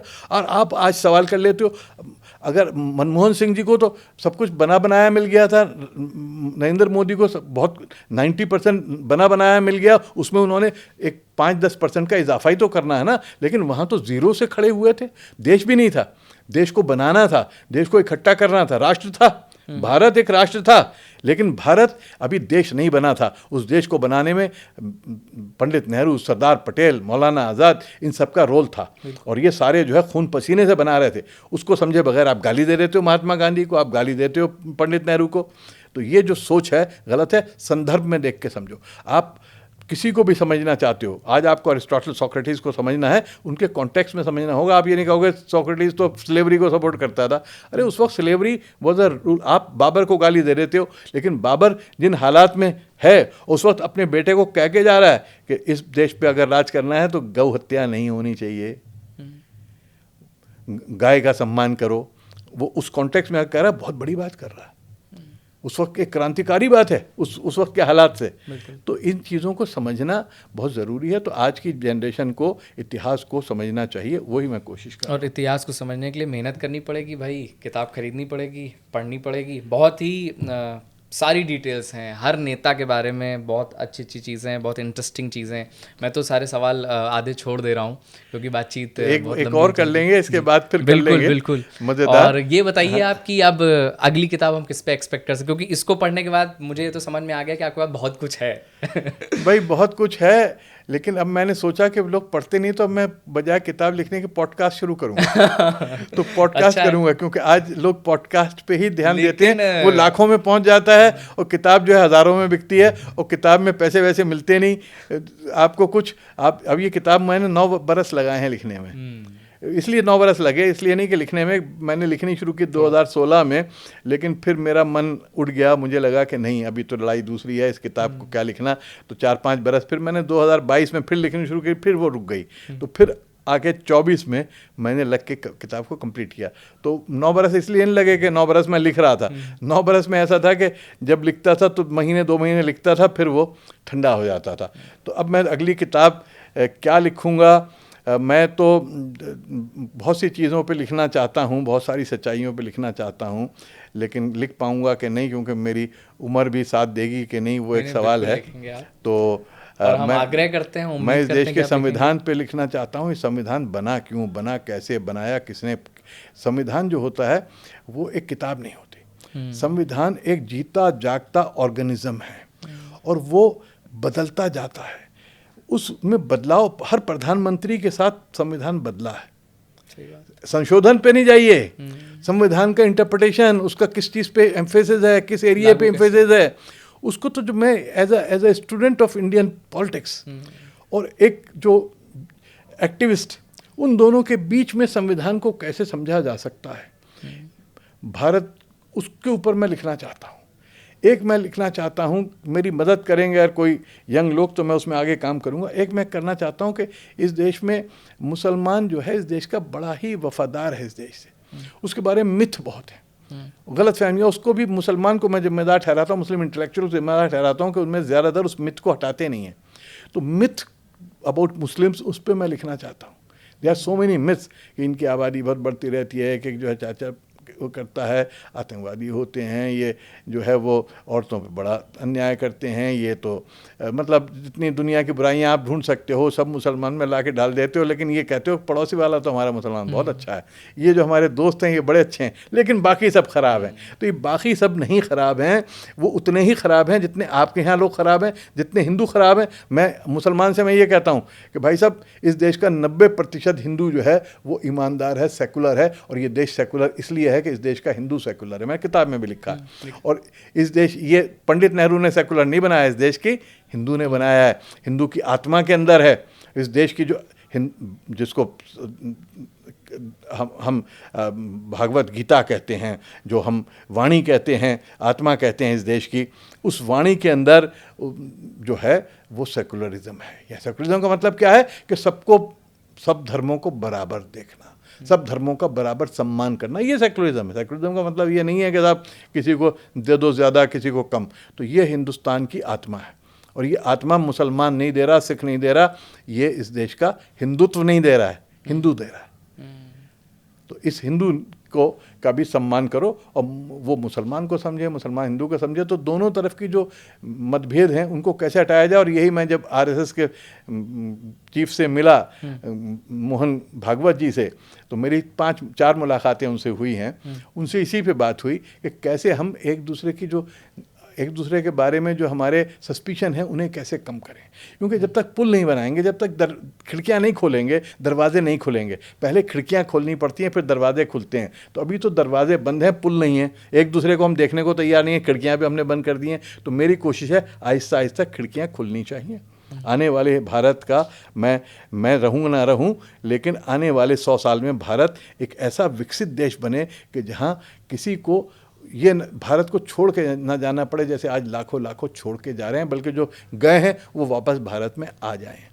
और भारत की मैं इससे इज़्ज़त नहीं समझूंगा कि कितना हमारा जीडीपी है, मैं इससे समझूंगा कि यहाँ पे कोई भूखा रात को सोता नहीं, यहाँ पे किसी बच्चे को इसलिए शिक्षा नहीं छिनती कि उसके माँ बाप के पास पढ़ाने को नहीं है, कोई नौजवान इसलिए आत्महत्या नहीं करता, कोई किसान इसलिए आत्महत्या नहीं करता है कि उसके पास रोटी नहीं है, उसके पास रोज़गार नहीं है। वो भारत देखने के लिए मैं तो उसके लिए मैं चाहता हूँ कि हम सब मिल के कोई ऐसा काम करें कि कर पाएँ। उसी पे मैं लिखूँगा, उसी पे मैं पॉडकास्ट करूँगा। बिल्कुल उम्मीद करते हैं कि आप आएंगे। हम इस बातचीत को अभी यहीं ख़त्म करते हैं, लेकिन इस उम्मीद के साथ कि हम फिर से मिलेंगे। बिल्कुल कर मिलेंगे, और ढेर सारी बातें आपसे करनी अभी रह गई हैं। जी जी, बहुत तो शो आपको कैसा लगा, एपिसोड कैसा लगा, ज़रूर देख करके बताइएगा।